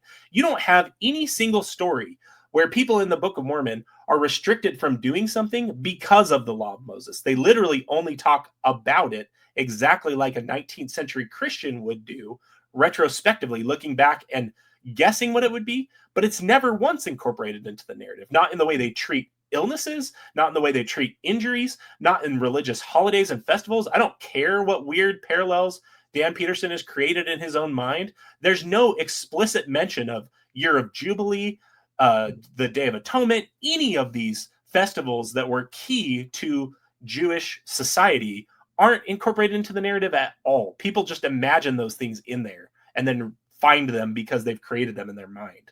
Is that unfair to say? That's how I feel. No, we want to hear your insights. They're excellent as usual. He says, where did the Book of Mormon come from? And now what he's going to do is he's going to facetiously combine all these different arguments for naturalistic explanations for the Book of Mormon and throw them all together in a way that is sort of, I think it's supposed to be, what's that kind of, now I'm having trouble remembering the very word, this kind of humor where they're making fun of something by pretending to mock it. Parody? Satire? Parody will do. I think that's close enough. If I can't remember the real word, we'll go with parody. But he talks over and over about Joseph Smith being a creative genius. I'll just read the first part, okay? Great. And actually, I have to read this other part before I get there. He says, after years of interacting with critics' ideas, this is right under where did the Book of Mormon come from? I saw more and more holes. Critics suggest several theories, but those theories contradict one another. See, that's the whole thing. If you have contradictory theories, that's a problem. He doesn't realize that the apologists suffer from the same problem on the Book of Mormon and also on the Book of Abraham for all the theories they put forward for how that was produced. It all falls apart. Critics do not seem to understand that contradictory theories are mutually debilitating instead of reinforcing. Now, I think that that's true in some instances, okay? Mhm. I think that if you're trying to find a cure for a disease, sometimes mutually contradictory theories can be debilitating. Well, what am I supposed to do? And the fact that you have more, an abundance of cures suggests that none of them really works, Mhm. okay? So that applies in that situation. But I don't think this is the situation that we're faced with Joseph Smith. Joseph Smith produces what is, in effect, a miracle. It is a magic trick. He dictates into existence the Book of Mormon. He claims to do it with these certain props, right? Mhm. So, in a situation like that, where somebody performs a magic trick and other magicians are trying to figure out how he did it, or maybe non magicians, the fact that they might come up with different theories as to how the magician did this particular trick, even if they're mutually contradictory, doesn't make the magic trick real magic, which is Mhm. really what he's arguing for. That Right. if you can't explain how a magician did a magic trick, then it's real magic. And if you can explain it, but you can't agree on the explanation, then it's real magic. Right. And this gets a little complicated, but maybe this will help. One of the things that you and I have both engaged with in our practice of law is this idea of arguing things in the alternative. That's kind of the term of art that's applied. And Mhm. sometimes you can argue theories in the alternative that are contradictory. One or the other has to be correct, or only one of the two can be correct. But that's not always true.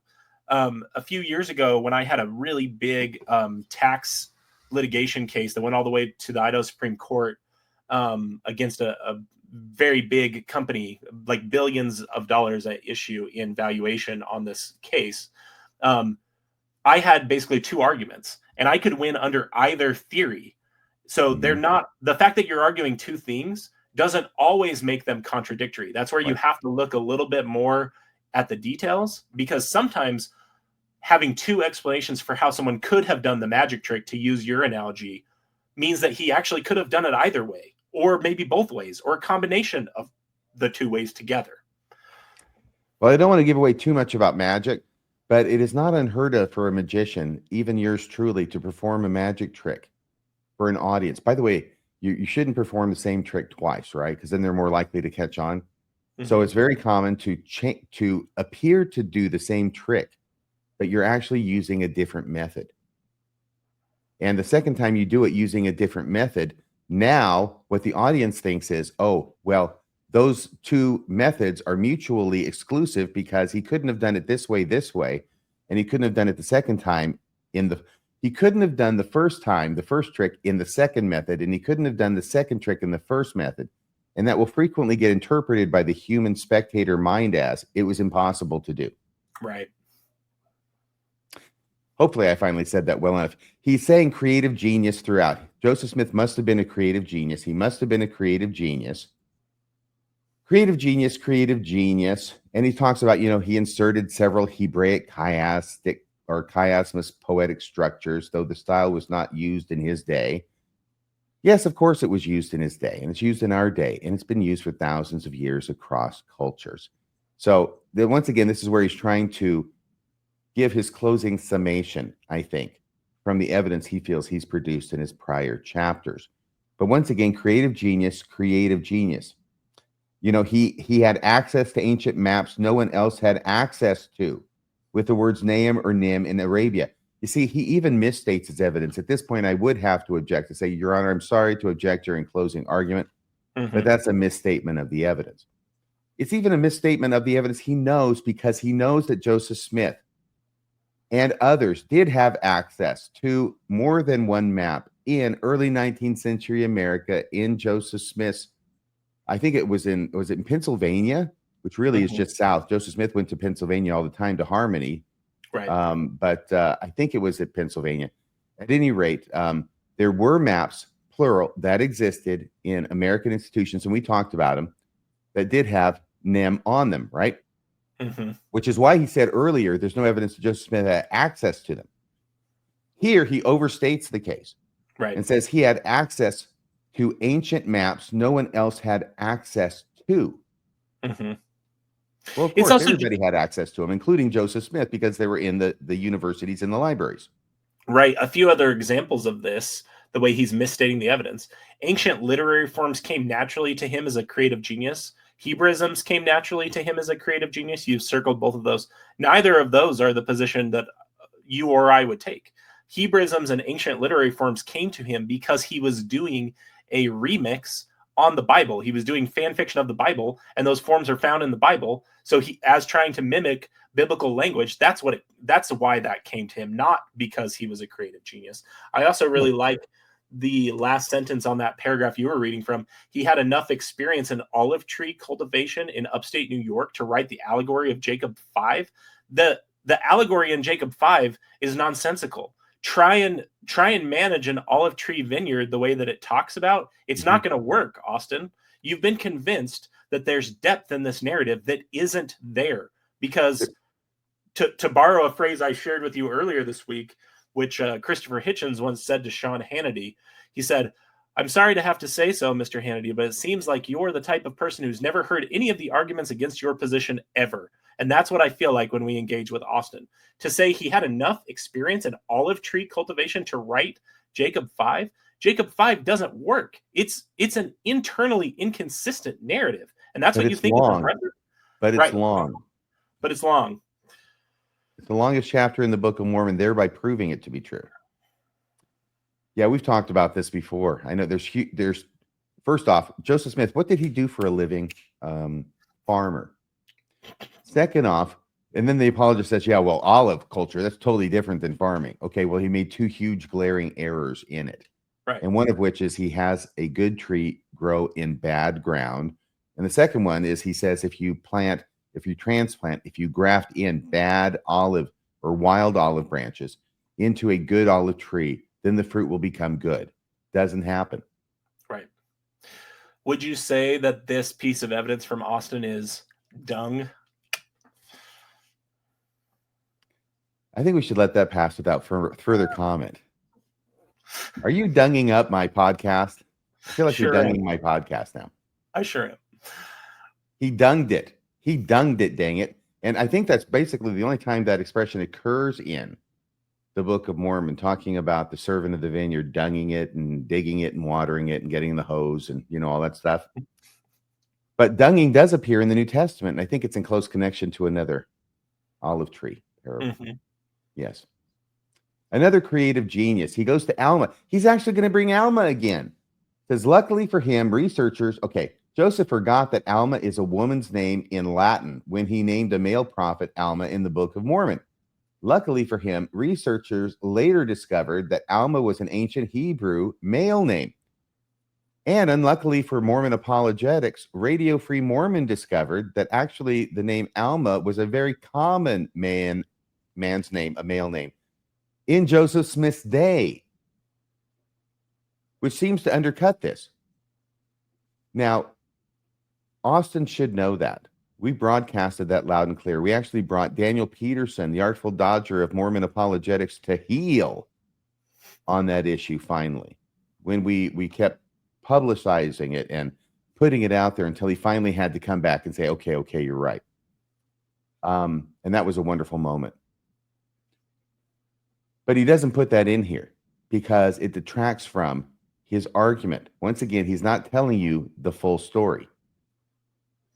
Which makes his first chapter, we didn't recap that first episode we did together, but the manipulation and logical fallacies, it just makes it so rich, and I think proves that first episode we did together on this prophetic. He is engaged in the same misleading arguments that he accuses critics of doing time and time and time again.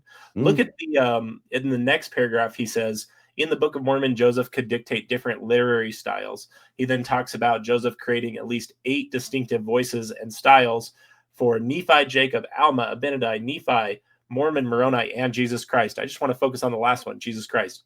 So Jesus Christ recounts things he shared in the New Testament, including material that was later additions of scribes, like, at least that's what biblical research indicates, or biblical scholarship indicates. About the Sermon on the Mount. Yes. Like the long ending of Mark, which is incorporated into a different part of the Book of Mormon's narrative, wording from the long ending of Mark.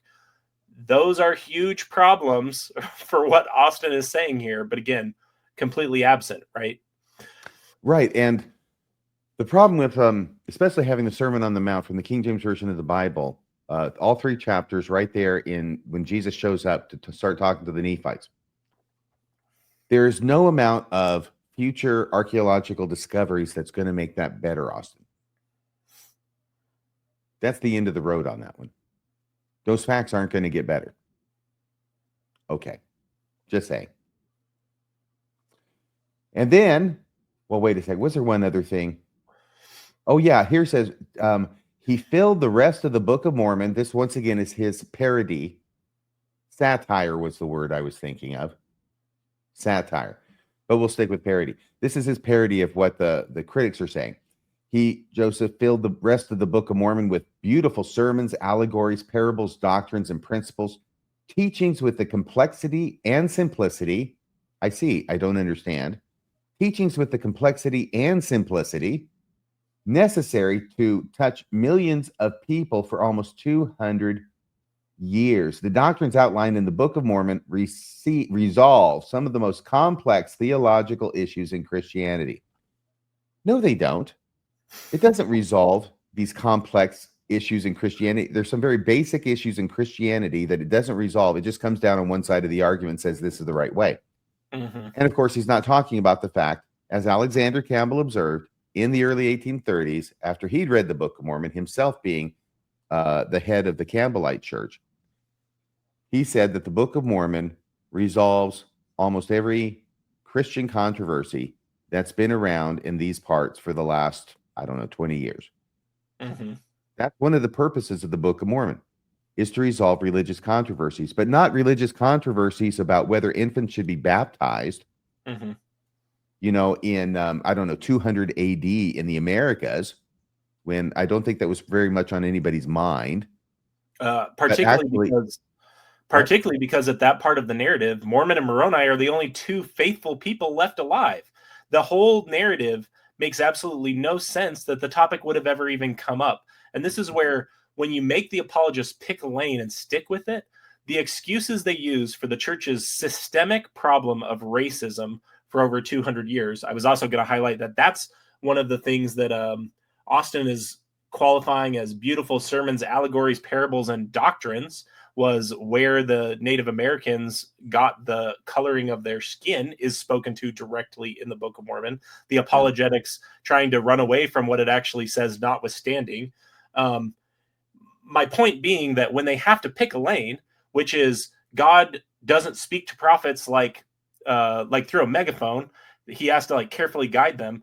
When you take that and then you apply it to the Book of Mormon's narrative, it makes absolutely no sense that Mormon and Moroni are writing about infant baptism when there would have been no infants to baptize. The Lamanites were wicked. They weren't doing baptisms, and there were no children that are recorded at that part of the narrative. It makes absolutely no sense, except as Joseph Smith using it to wrap up his narrative and to settle these theological issues like Alexander Campbell, like that quote from Alexander Campbell talked about. Yeah, and all the Nephites are wicked by this point too, except for Mormon and Moroni. So there's probably not a lot of infant baptism going on anywhere in the early Americas. It's just so ridiculous. It's just this coincidence, by the way. It's just this coincidence that all of the religious disputes in Joseph Smith's day were replicated in the Book of Mormon. Right. Yes, that's a perfect example, including, like we've talked about, and we'll talk about in more depth, the story of Korihor, which is deliciously hilarious. It could not have existed at the time it's recorded to have existed. All right, I'm going to continue over here. And I want to get to some other stuff, but I want to go to the bottom part, okay, where he says, once I accepted that an angel gave Joseph Smith metal plates. And I went, whoa. Hard break on that one. Yeah, once you've accepted the miracle story, you'll buy anything. I mean, that's the whole thing, right? Once I accepted that an angel gave Joseph Smith metal plates, then everything fell into place. And everything made sense. Mm-hmm. But it doesn't, because he still can't say whether it's a loose translation or a tight translation. And saying it's loose when I need it to be loose and it's tight when I need it to be tight isn't an explanation. Right. Also, he doesn't know whether he did it with a seer stone or whether he did it with the Urim and Thummim, because You can't come up with one version of Joseph Smith or what he did, because Joseph Smith and those around him gave multiple versions of it.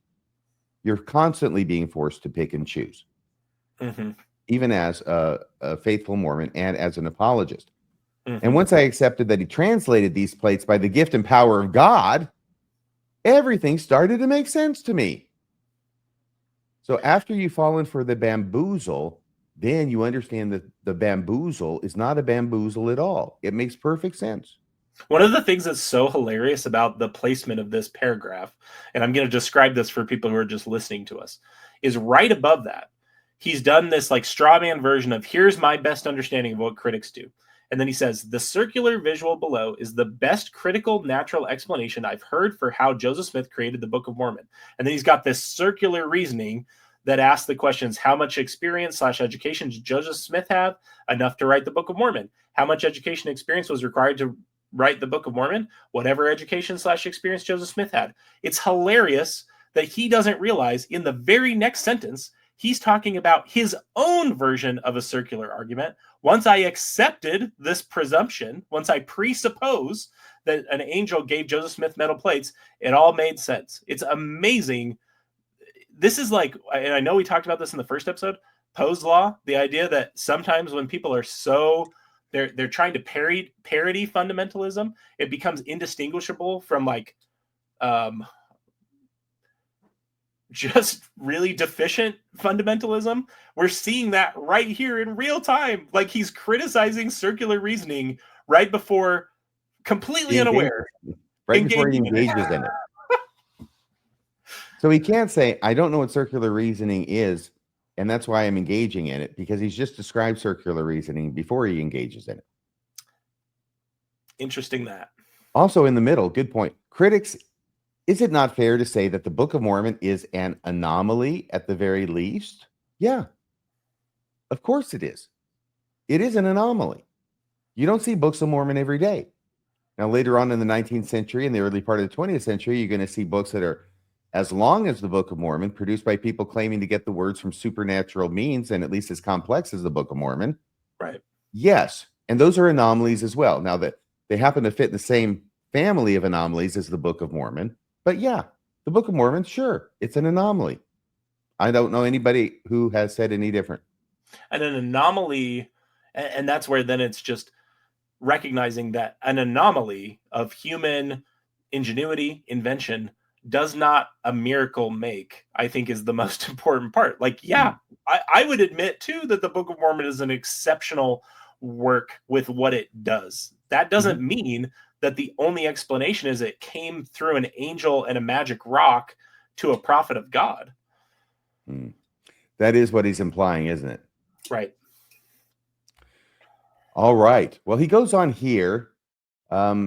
He says the theories of the critics only left him more confused. I get a feeling he's really not trying to understand them.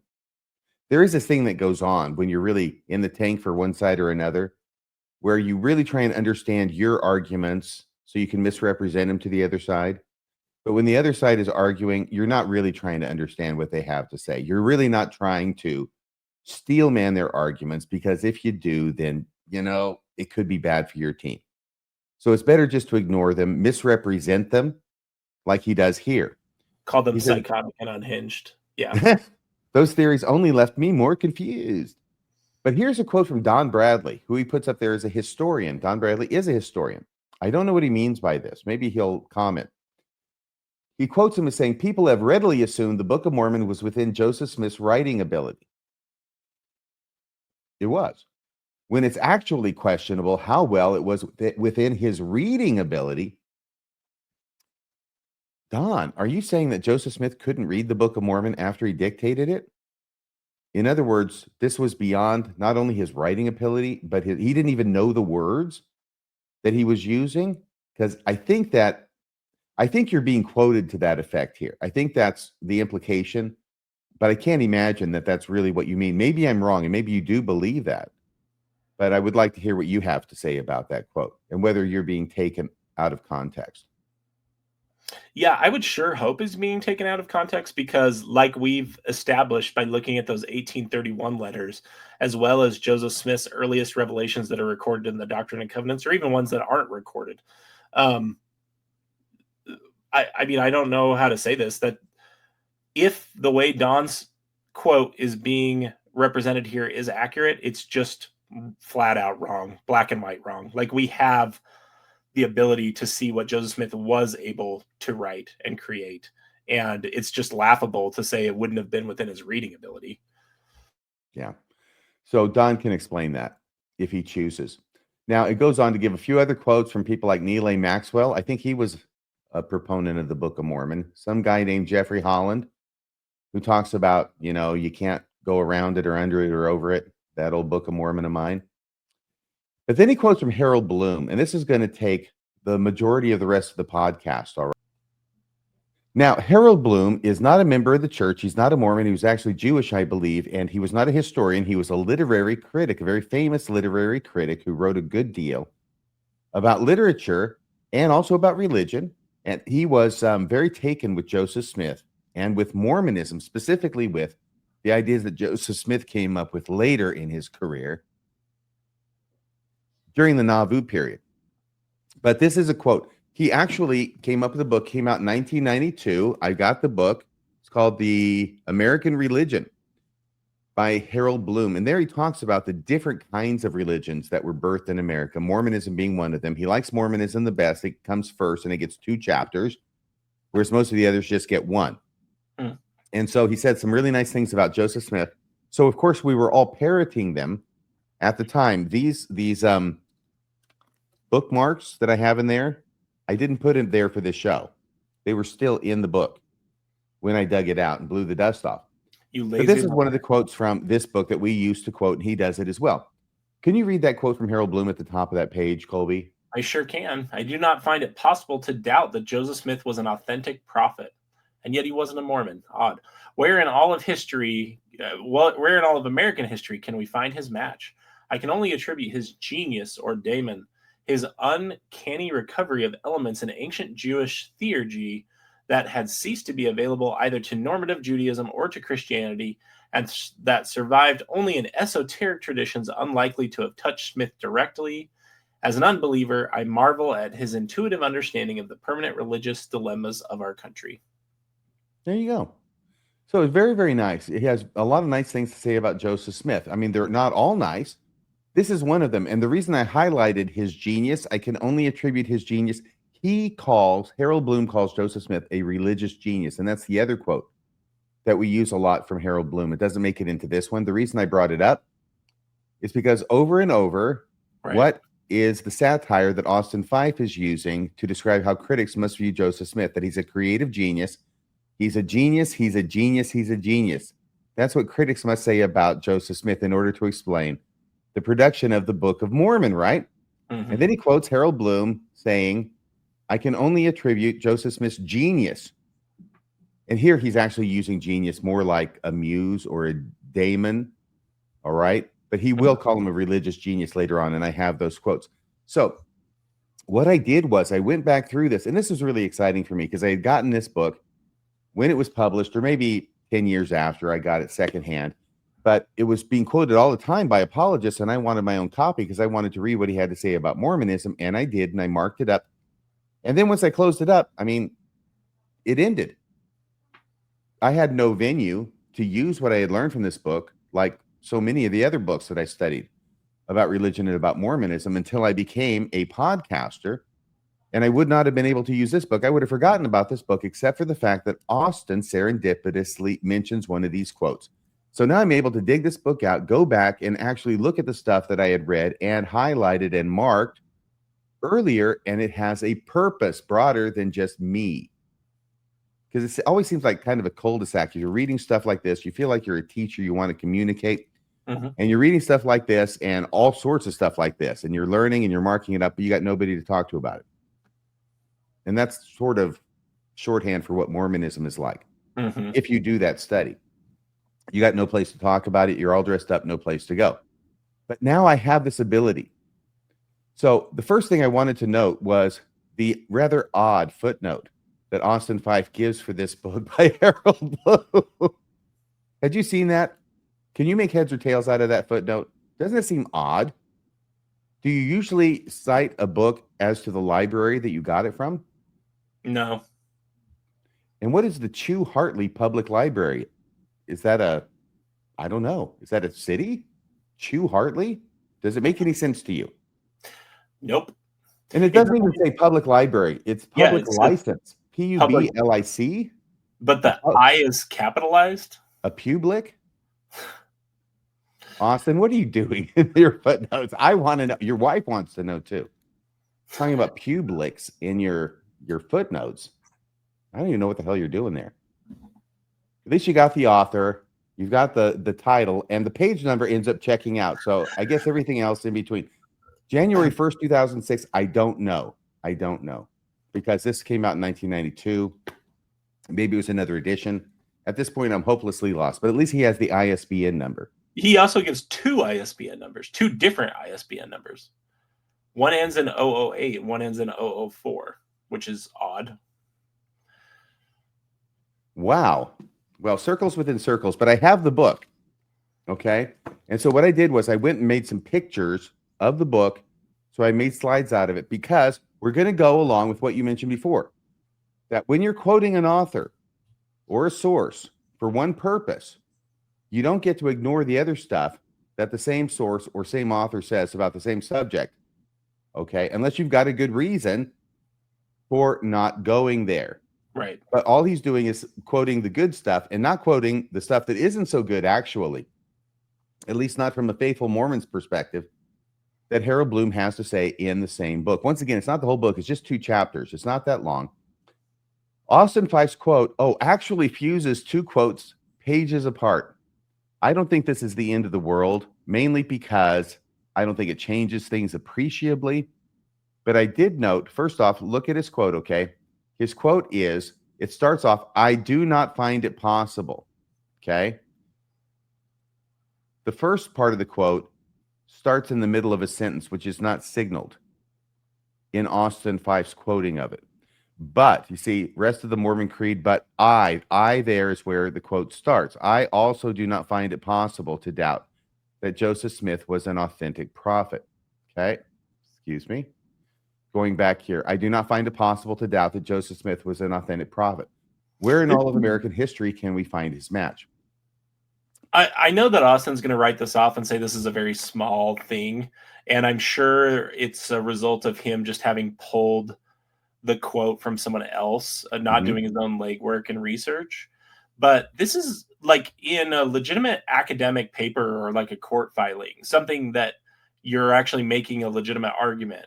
This is a really big deal because that completely changes the context of this quote when you understand that it's not only pages away, but if you'll go to where you snip to the picture, he doesn't just come out and say, I also do not find it possible to doubt that Joseph Smith was an authentic prophet. That is preceded by a but. And I can only see the beginning of what immediately precedes that because there's a page break there, but you can see that it says rest of the Mormon Creed. So I almost guarantee if you look at the bottom of page 94, can you read that for us? I want to know what the full sentence says. Yeah. I do not qualify to pass on the rest of the Mormon Creed, but I also do not find it possible to doubt that Joseph Smith was an authentic prophet. And then he continues, where in all of American history can we find his match? The prophet Joseph has proved again that economic and social forces do not determine human destiny. Religious history, like literary or any cultural history, is made by genius, by the mystery of rare human personalities. I am not persuaded by sociological and anthropological studies of Mormon history. Mormon history is Joseph Smith and his continued effect upon the saints. In proportion to his importance and his complexity, he remains the least studied personage of an undiminished vitality in our entire national saga. Sorry to belabor the point. I wanted to read that paragraph to just say a Mormon is going to read that phrase, Joseph Smith was an authentic prophet, especially from a non-Mormon, to view it as a prophet in the sense that they think he's a prophet, when if you actually read the entire paragraph, he's just talking about how Joseph Smith was, like borders on unique or was an exceptional person. I don't think even critics of the church would really disagree with that. Like, Joseph Smith did do a lot of amazing things, not all of them good, by the way. In the same way that, certain other historical figures that I don't think are great people were outliers. It doesn't trouble me at all that Harold Bloom thinks he was an outlier. And that's really all I'm understanding he means by saying he was an authentic prophet. Yeah, and it is.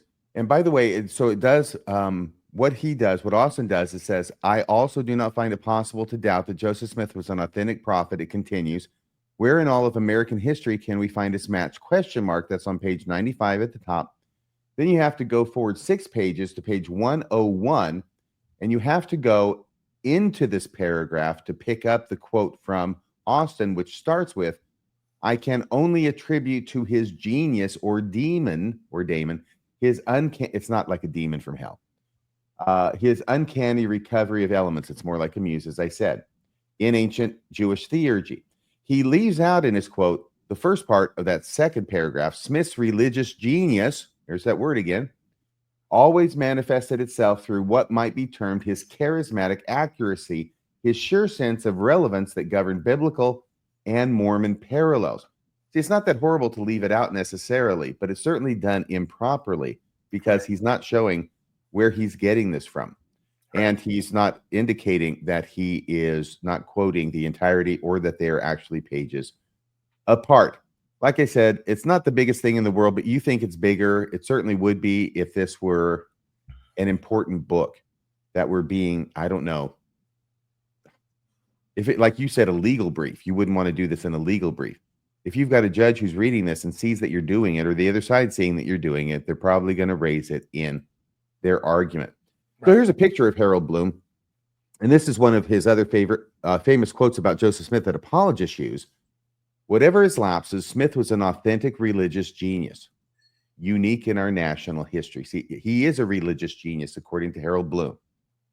And once again, that genius is what Austin kept repeating over and over, that the critics must think about Joseph Smith in order to account for the Book of Mormon. Then he quotes Harold Bloom approvingly talking about Joseph Smith was a religious genius. It sounds counterintuitive to me, the entire argument. There's the book, Simon & Schuster, 1992. And now here are some other quotes from Harold Bloom in this same book. He says, with the Book of Mormon, got page 85, with the Book of Mormon, we arrive at the center of Joseph Smith's prophetic mission, but hardly at any center of Mormonism, because of Smith's extraordinary capacity for speculative development in the 14 years that remained to him after its publication. In other words, Book of Mormon first, and then it gets interesting. That's actually a really interesting and great point, because so far, I mean, I know we've covered chapters a little bit out of order, like we did the abuse chapter, we did the LGBT issues chapter. Mm-hmm. But if we're looking right to the Book of Mormon, that has been Austin's, the strongest part of Austin's book, right? He has like 5 chapters collected back to back that are dealing with the Book of Mormon is the knot at the end of his testimony rope. Right. But this is interesting when you think about it from Bloom's perspective, and he's absolutely right about this, that Mormonism is more based on Smith's later theology and theological developments than it is on the Book of Mormon. So there is also this interesting bait and switch that gets played with the Book of Mormon, where the Book of Mormon is held up as the knot at the end of people's faith rope. I'm sorry. But if I were to use my AI assistant again, run the entire Book of Mormon through, and then have the Book of Mormon's theology compared to current Mormon theology, they don't match at all. No. And this is a great point that Bloom is making. I hadn't even considered that. Well, thank you. I'm glad that you did. He goes on about the Book of Mormon, with which Harold Bloom is obviously nowhere near as impressed as Joseph Smith's later theological speculations. The Book of Mormon, he says, the Book of Mormon was not only his first work, it is the portrait of a self-educated, it is the portrait of a self-educated, powerful mind at the untried age of 24. It has bravura, but beyond question, it is wholly tendentious and frequently tedious. Are you laughing? He's not wrong. No. If one compares it closely to Smith's imaginings in The Pearl of Great Price and Doctrine and Covenants, it seems the work of some other writer. And I don't mean Mormon or Moroni. He's talking about a more developed Joseph Smith. Okay. And then it goes on with a few other things, but that was the main thing I wanted to say there. Did you want to say anything else about this quote? I've got a few of them. No, this is fantastic. Okay, so here he is over on pages 86 and 87. It says, what is a contemporary non-Mormon interested in American religion to do with the Book of Mormon? I cannot recommend that the book be read, either fully or closely, because it scarcely sustains such reading. Oh, that's beautiful. Can I read that one more time?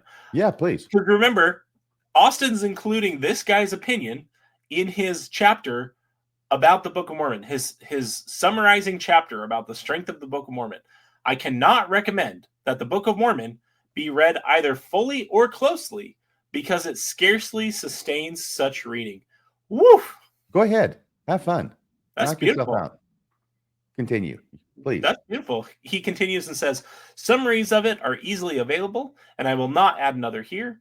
Instead, I want to know only those few aspects of the book that survive in the more mature spiritual speculations of Joseph Smith. Of course, if you believe that he translated ancient inscriptions upon subsequently vanishing golden plates, then all aspects of this work are equally relevant. But the genesis of the Book of Mormon is not my concern. And then parenthetically, he says, though I assume that magical trance states were involved so that we can dismiss the literalism both of golden plates and of conscious charlatanry. So this goes back to what you were talking about with Brian Hales and automatic writing. It also, the way he recognizes the conscious charlatanry reminds me of comments I made earlier in this episode when we're talking about it either has to be a complete knowing hoax or it has to be the product of direct revelation from God, no middle ground. Bloom's basically disagreeing with that. He then continues on and says, like many another American of his generation, Smith had drowned in the Bible and came up from it in a stare of near identifications with the ancient Hebrews. In a state. Yeah, Smith, like another American of his generation, Smith had drowned in the Bible and came up from it in a state of near identification with the ancient Hebrews.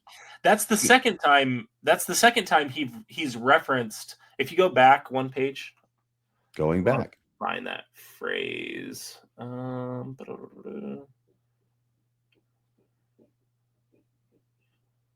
His capacity for speculative development. Yes, that's exactly what it is. What that reminds me of, and the phrase that we just read on the last page, if you'll go forward. Again, this is according to Bloom, when he talks about finding near identification with the ancient Hebrews because Smith was so inculcated in this culture that was centered around the Bible. That reminds me very much of the phrase used in the Book of Mormon by Nephi, likening scripture unto ourselves. We can see what Bloom sees in Smith and in the Book of Mormon, we can see actually reflected in the Book of Mormon's author. That's very interesting to me. Great point.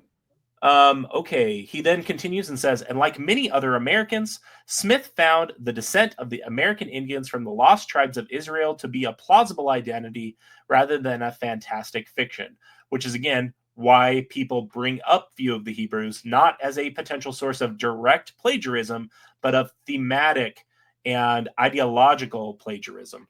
Yes, because it was a very common belief in Joseph Smith's time. Right. He then finishes and says, his fundamental hypothesis in the Book of Mormon is that America had experienced 1,000 years of a Hebraic culture from 600 BC through 400 AD. These Hebraic peoples, the fair-skinned Nephites and dark-skinned Lamanites, direct ancestors of our Indians, were Christians in some sense before Christ and Mormons in some sense before Joseph Smith. You like that comment? Isn't he witty? He's brilliant, really. This is really well done. But for 2 centuries, they were also Christians after Christ, because the resurrected Jesus manifested himself to them in America, where he thoughtfully chose to repeat his Sermon on the Mount. Unfortunately, the good effect of this repetition wore off after those 2 centuries, and the dark skins massacred the light skins, and then in turn forgot their heritage. This is what the guy you quoted in favor of Joseph Smith and how brilliant he was has to say about the Book of Mormon that you are currently talking about how exceptional and brilliant it is. Can I make a comment again about the epistemology on display here? This Please. is what happens. This is what happens when people are so desperate to find evidence that confirms what they already want to be true, what they already believe, and frankly, what they will believe regardless of what Harold Bloom said, that they Right. will include quotes from this man that says things like this about Smith and about the Book of Mormon, which he's purporting to defend in this chapter. This is what happens when you're so engaged in confirmation bias that you don't stop and think about the extent of like the natural implications of adopting Bloom's arguments in your chapter. That's what's happening here. Okay, so you're Austin Fife. Let's take the odds and say he probably didn't know about this book or had read it or anything like that. He just culled that quote that was already fused together improperly for use in his book. That's obviously what happened. Yeah, I think that's probably it. So now he's going to watch this. He's going to hear us talk about what Harold Bloom has to say in the same damn book about the Book of Mormon. What is Austin Fife going to do with this, do you think? Probably talk about how mean and designed to embarrass him our podcast series are. I mean, really, that's what he's done every time. When we've corrected him on the evidence, it's like it doesn't even matter. Well, I might agree with him. If I were Austin, I would be embarrassed. Well, he should be embarrassed by him, not by us. Good point. Well, here we go, pages 98 and 99. Let me read this one. Right. Researchers have not yet established. Okay, now we're off the Book of Mormon. This is also, okay, what this is about. He thinks Joseph Smith is incredible because he's clued into really Cabalistic ideas that Harold Bloom identifies with already. Right. And which he feels probably were not available to Joseph Smith because they were in these recondite, or I think I've used that word twice now, obscure sources. Okay. But he also wants to run Brigham Young up the flagpole and salute him for his Adam God theory, which also seems to be consonant with the Kabbalah, specifically with a character known as Adam Cadman or Codman. Researchers have not yet established, he writes, to my satisfaction, precisely how much the prophet Joseph knew about Jewish esoteric tradition or Kabbalah, or about the Christian Gnostic heresies. One wants to know also just what Brigham Young had absorbed from these sources. Since some of Young's speculations about God and Adam and on the ascent of the soul after death are strikingly akin to ancient suggestions. All right. So he's saying that not only is Joseph Smith appear to be tapping into this, so does Brigham Young, and he gives the Adam God theory as Exhibit A. So what does this logically lead Austin Fife into if he's going to be consistent, Kolby? That Adam God theory is divine, and I look forward to his conversion to fundamentalism. Bad news for Deacon. Yes, that's exactly what it is. On the same basis as that Harold Bloom's using to run Joseph Smith up the flagpole and salute him, he's using for Brigham Young with the Adam God theory. Yeah, and I'm being a little facetious, but what it's demonstrating is that he's using a criterion. The criterion here is that it's got these parallels to ancient Judaism, ancient Judaism esotericism in particular. That just, for people who don't know exactly what that means, it basically means like the mystical tradition, like the ideas that would have been thought of as heresies. So like post-Christianity or post-Jesus's life, there were all sorts of different, like Barterman has a whole book about the different sects of Christianity. There were Docetists, there were Gnostics, that believed all these different things about Jesus. And then exactly like we see with Mormon history, that's one of the reasons that learning about Mormon history, I think, is so illuminating on ancient Christian history, is it's very easy to see the pattern that happens. You have one correlated narrative that's selected and moves forward with, and all the rest of them become heresies. So when he's talking about Jewish esotericism, that's what he's talking about, is the same thing happens over and over and over again in every single religious tradition. Okay. So he's going to say a little bit more about this. And these marks were mine, at least the pin marks were mine originally. I made a few more marks. I really just made the yellow marks, and I think I made those with the computer. What is clear, Harold Bloom goes on, what is clear is that Smith and his apostles, like Young, restated what Moshe Idel, our great living scholar of Kabbalah, persuades me was the archaic or original Jewish religion, a Judaism that preceded even the Yahwist, the author of the earliest stories in what we now call the 5 books of Moses. Now, what he's saying is he thinks that Joseph Smith has actually restored the earliest form of Judaism, but you have to understand that by that he means this was back when God was in human form. Mm-hmm. This is the very primitive view. I'll put that in quotes, okay? This early view of God or the gods being in human form. And we see some of that reflected like in the book of Genesis, in the earlier creation account where God is a human being who comes down and he walks in the cool of the evening in the garden or the cool of the day, and he makes Adam with his own hands out of the clay instead of the later version where he speaks things into existence. Right. So this is what he means when he says that Joseph Smith seems to have recaptured this earlier form of Judaism and perhaps the earliest form. Did you want to make any comment on that? Well, I really like the sentence that comes right after it. Can I read Please. that sentence? Yeah, go ahead. To make such an assertion is to express no judgment, one way or the other, upon the authenticity of the Book of Mormon or of the Pearl of Great Price. I really like that sentence that follows it, and it kind of links with my thought on the sentence you read, which is this is Bloom's opinion on what that original archaic or original Jewish religion was. Because remember, the entire reason that those ideas were part of Jewish esotericism is because they were not the dominant view, right? So I think that's a very important assumption that he's bringing to the table. And that's why he then follows up by saying, I'm not, by saying this, expressing a judgment on the legitimacy or authenticity of the Book of Mormon or the Pearl of Great Price. I'm just seeing this parallel, like you're talking about, with this corporeal God that he sees as the original Jewish religion. Very anthropomorphic. Exactly. It says, but my observation, he writes, but my observation certainly does find enormous validity in Smith's imaginative recapture of crucial elements in the archaic Jewish religion. That's what I'm talking about. Mm-hmm. Elements evaded by normative Judaism and by the church after it. The God of Joseph Smith is a daring revival of the God of some of the Cabalists and Gnostics, prophetic sages who, like Smith himself, asserted that they had returned to the true religion of Yahweh or Jehovah. Mm-hmm. If Smith was mistaken, then so were they.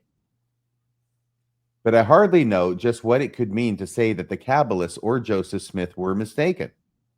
The God of normative Judaism and of the mainline churches at this time is rather more remote from the God of the earliest or Yahwist portions of the Bible than is the initially surprising God of Joseph Smith. Of course he's remote. He lives in heaven. He's a being. He exists everywhere. He's without body parts or passions. And Joseph Smith's God ends up being a human being.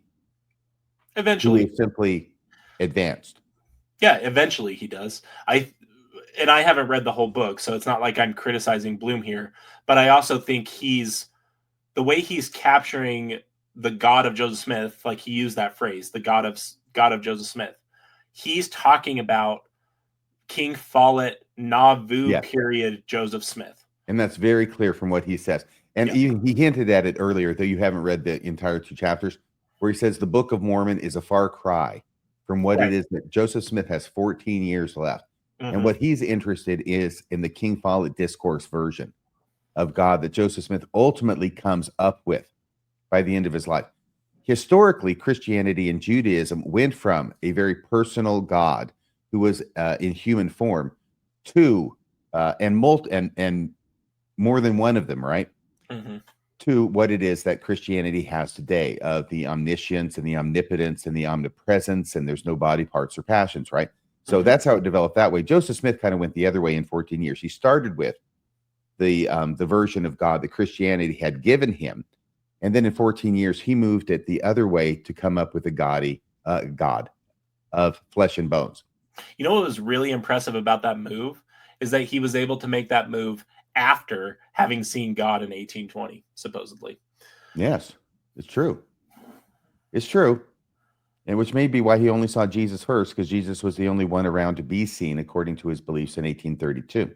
Mm-hmm. So moving on here, there's a lot of good stuff that Harold Bloom has to say. I think I've captured most of the good stuff.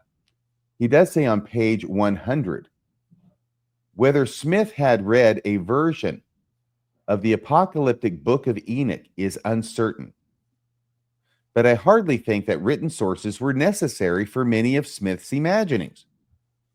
Enoch chose Joseph Smith, an interesting turn of phrase. Yeah.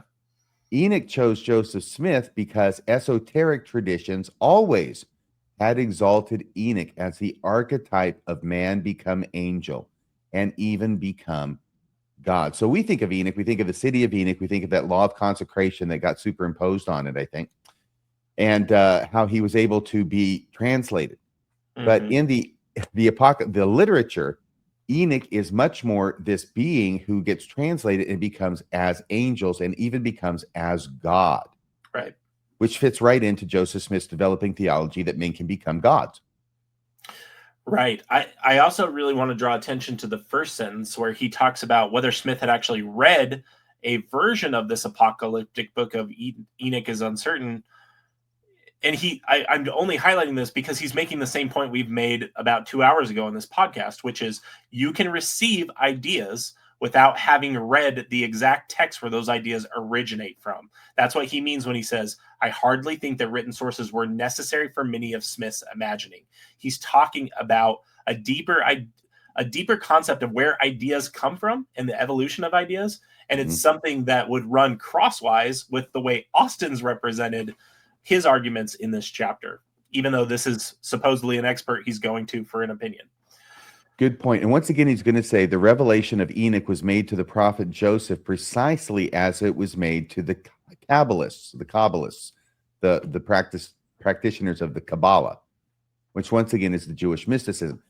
So what he keeps saying, what Bloom keeps linking is that these advanced or these later ideas of Joseph Smith that he finds so personally attractive and empowering, over and over again, he says, this is exactly what's in the Kabbalah. This is exactly what's in the Kabbalah.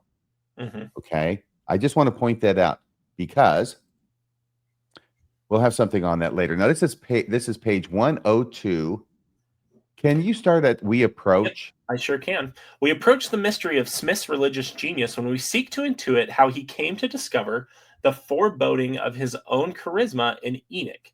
D. Michael Quinn, in his remarkable Early Mormonism and the Magic Worldview, relates Joseph Smith's priesthood revelation of 1832 to esoteric rather than to traditional Christian traditions. Okay, if you'll stop there. I know it's a comma. What he's talking about there, let me throw it to you. What is he talking about there? He uses very condensed language. It's very unlike the Book of Mormon. But he's using condensed language. Do you know what he means? I don't know what he means when he says priesthood revelation of 1832. What he means is Joseph Smith did, okay. He's quoting D. Michael Quinn for the proposition that the original restoration of the priesthood was by a voice that was heard of God in what was it, Father? Oh gosh, what was his name? Father something's chambers. It was in Kirtland, Ohio. This was the original story about how the Melchizedek priesthood was restored. There were no angels that showed up and laid hands on anybody. It was the voice of God. Right.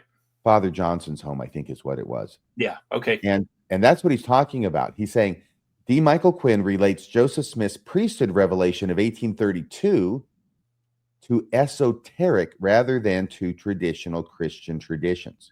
Well, and that would make sense, again, talking about this evolving theology of Joseph Smith, because in the Book of Mormon, like I always thought one of the big plot holes that was inconsistent with like conventional Mormonism, like today's version of Mormonism, is I think it's Alma baptizing Helam in, is that actually Messiah? I think it is. Messiah. Yeah, the auto baptism.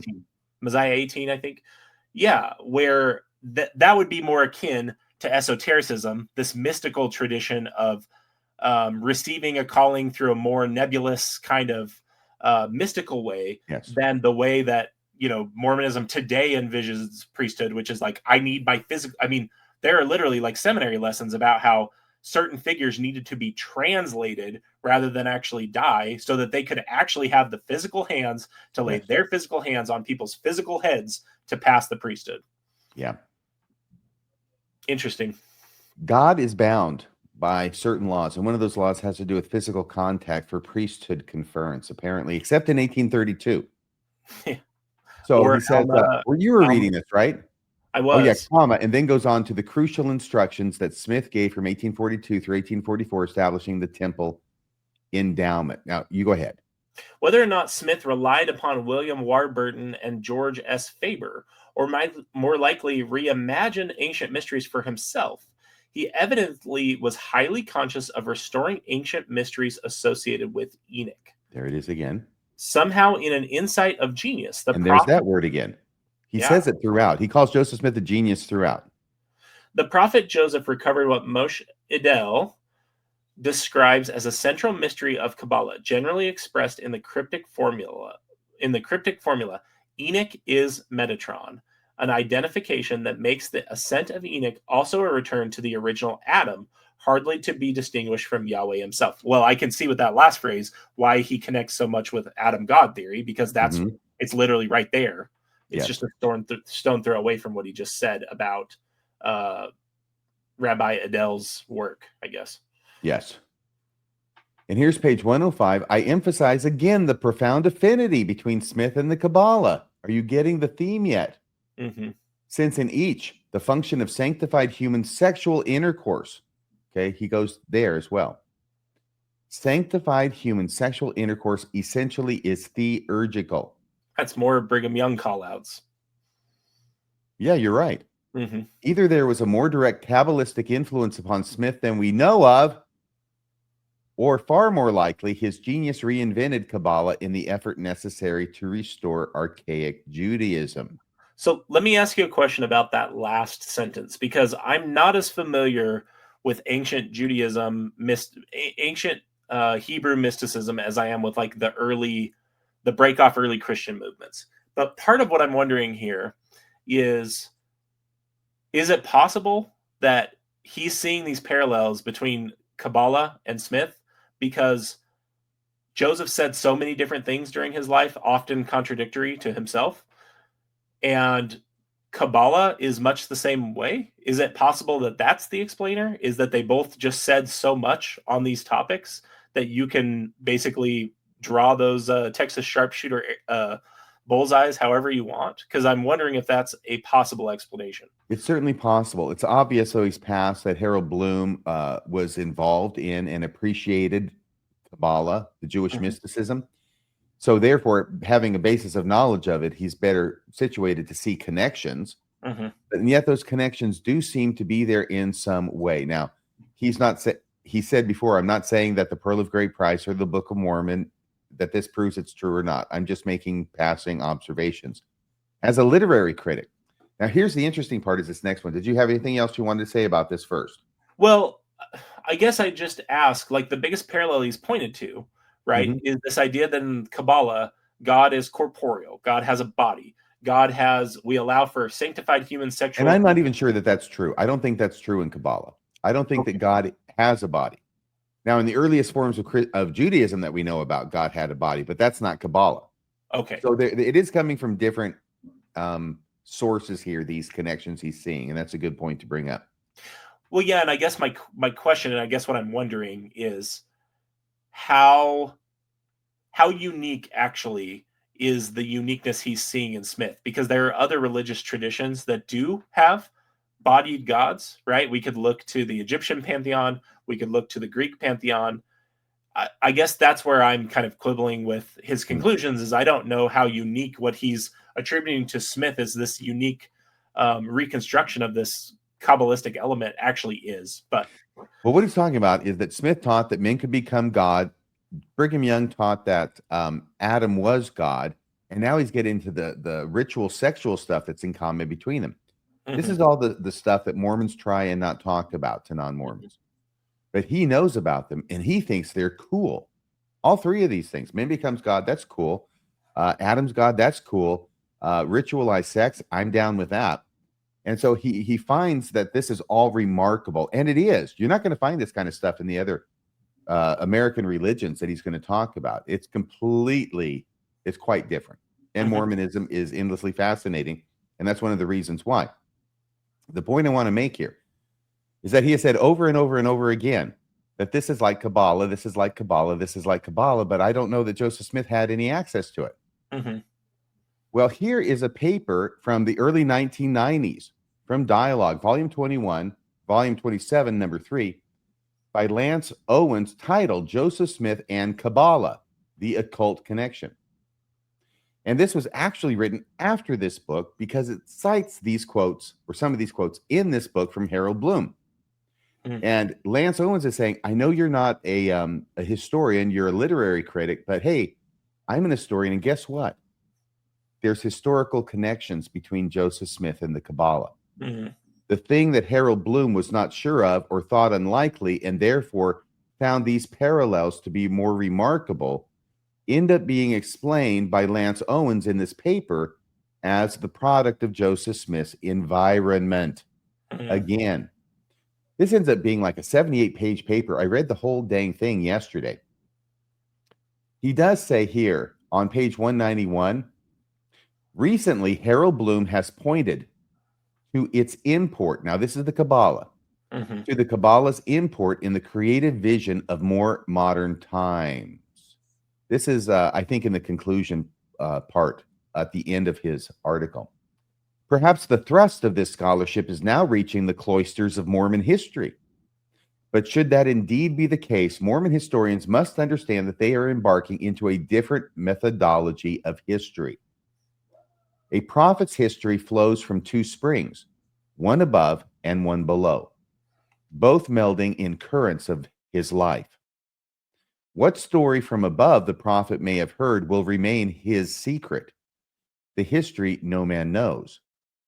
But by turning to the larger realm of prophetic history and its occult legacy, which he demonstrates thoroughly in this long paper, the record of its aspirations, its symbols and lore, and the enigmatic histories of the women and men who have been caught in this unique human experience of mysticism, we may begin to find a methodology that leads us with new wonder into the unknown history of Joseph Smith. And he's talking about Kabbalah putting a huge emphasis on personal spiritual experiences because it's mysticism. And there's just all this stuff. It's just amazing. In fact, he has Alexander Nyberg, convert to the church and a close associate of Joseph Smith in Nauvoo. And he notes that Alexander Nyberg had a massive library of Kabbalah material, including the Zohar, which is the most famous. In which period of Joseph Smith's life was that in? Did you say Nauvoo? Nauvoo, yeah. And he would have also started receiving training in Hebrew from, it was Satius? I think that was 1836. Could have been 35, 36. Yeah, which could be a very likely explanation also from where he started to pull some of these Kabbalistic ideas, right? Possibly. So he says he doesn't have a lot of sources for this except for Alexander Nyberg, but he does have all these connections, which once again, sometimes it's the trout in the milk. The connections prove that the sources were available. And so, as I say, it's a very lengthy paper. It's very, very good. And the thing that surprises Harold Bloom might have been answered in this paper. Because historically, it looks like Joseph Smith did have access and interest in these Kabbalistic traditions that end up so surprisingly showing up in his Nauvoo theology. Right. He talks about the imagination of Joseph Smith. That's probably prophetic imagination of Joseph Smith, page 111. Would you read five figures may become? Five figures may have become a composite comprising God or the Ancient of Days. Adam, Michael, Enoch, and Smith himself. Right. And that's in the Kabbalah, not the Smith part, right?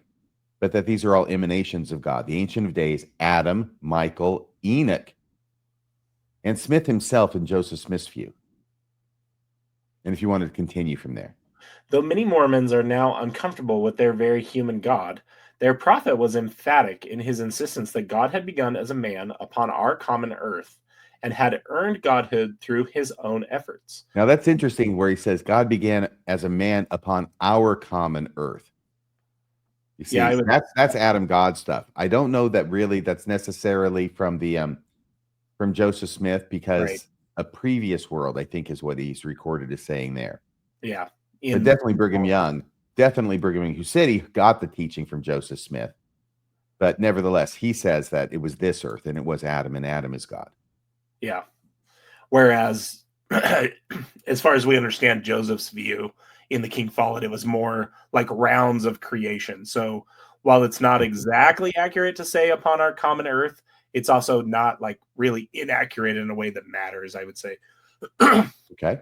He then says, a God who progresses through crises has much to do with the archaic Yahweh of the Yahwist or J writer, but very little to do with the infinite and transcendent power of orthodoxy, whether Jewish, Christian, or Islamic.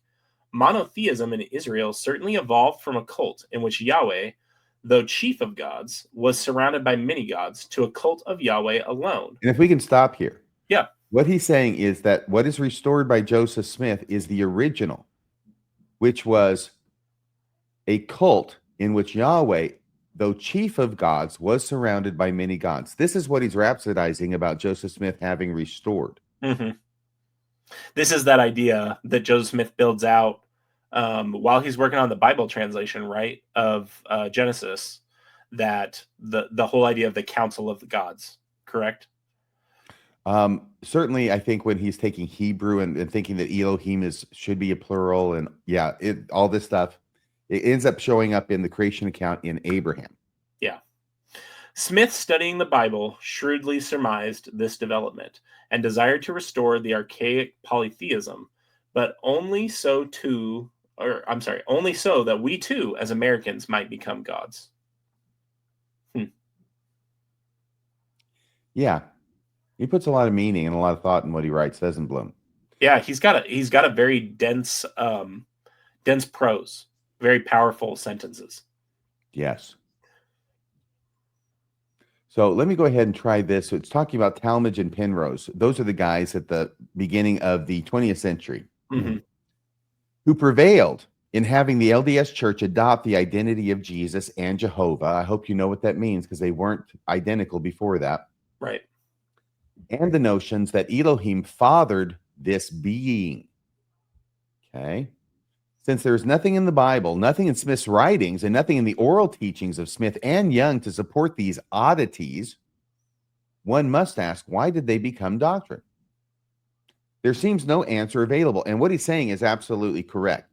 Mm-hmm. There's nothing before them that says that Jesus and Jehovah are the same person. In fact, the dedicatory prayer of the Kirtland Temple found in Doctrine and Covenants, section 109, which Joseph Smith said he received by revelation and wrote it out before giving it, makes it clear that Jesus and Jehovah are separate beings. Mm-hmm. It's not the point of it, but it's very clear from it. So it's not just something that's added, it's something that's added that contradicts what was said earlier. Right. And not only that, but the idea that God, Elohim, fathered Jesus/Jehovah. Okay? So these are the things he's calling oddities that were introduced at this point in time, rather late in Mormon history. Mm-hmm. There seems no answer available as to why these things became doctrine.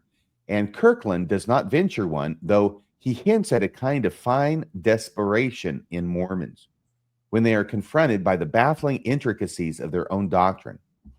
My own best guess is that the church was in fierce retreat from Brigham Young, an even wilder speculator than Joseph Smith.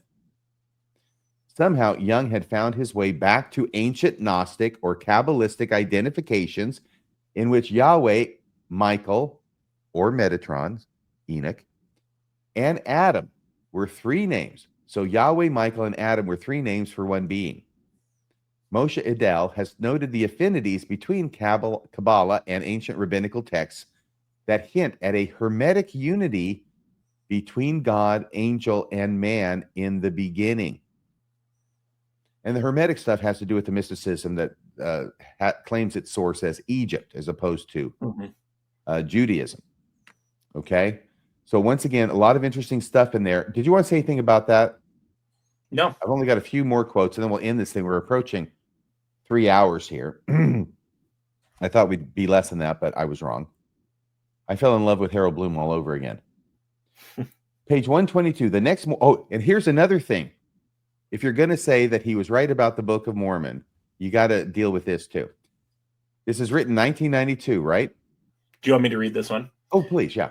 The next Mormon prophet, seer, and revelator probably will be the very capable Thomas S. Monston, potentially the strongest figure in the church since Smith and Young.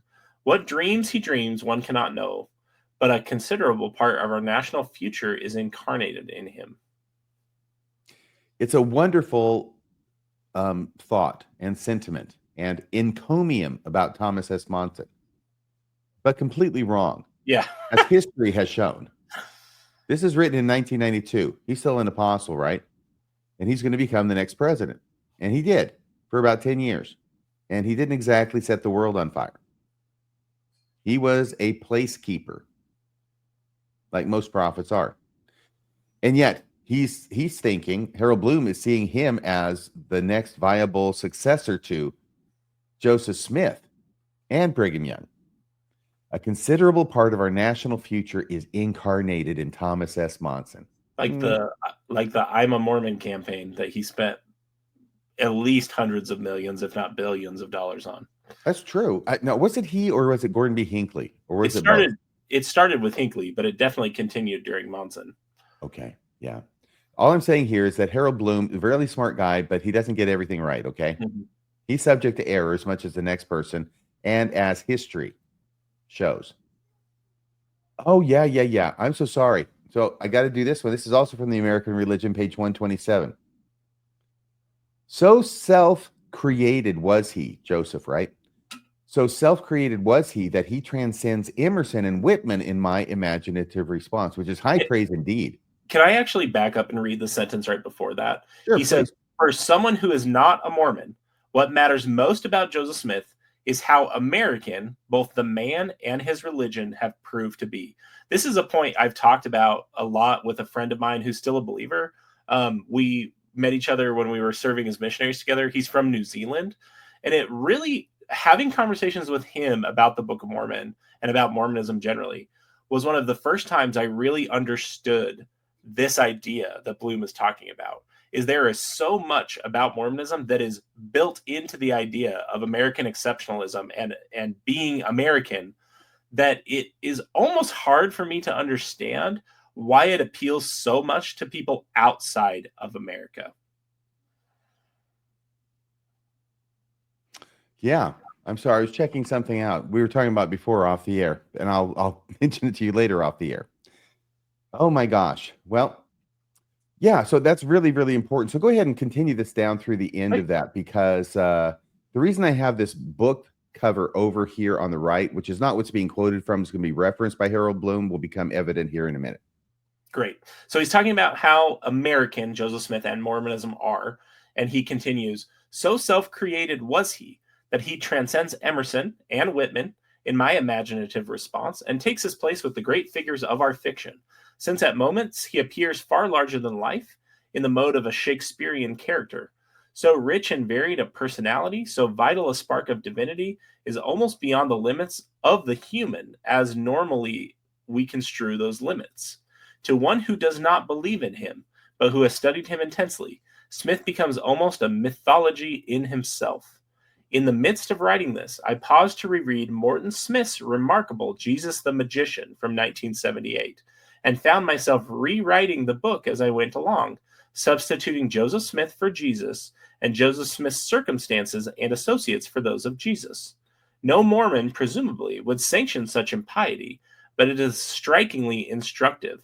Joseph Smith the Magician is no more or less arbitrary a figure than Morton Smith's persuasive mythmaker. And that's his nice way of saying that Joseph Smith the Magician is no more or less arbitrary than Jesus the Magician. Mm-hmm. And of course, this whole book is about how Jesus came to fame by being a magician and doing magic tricks. Okay. In order to prove his bona fides. I mean, I really like that, the sentence where he talks about Smith becomes almost a mythology in himself. I think as I've read different biographies of Smith, No Man Knows My History, Roast Unrolling, Dan Vogel's different works on Joseph Smith, that's the big thing I've always walked away from is it is hard to determine, because there was such a movement around Joseph Smith from the time we have his history recorded.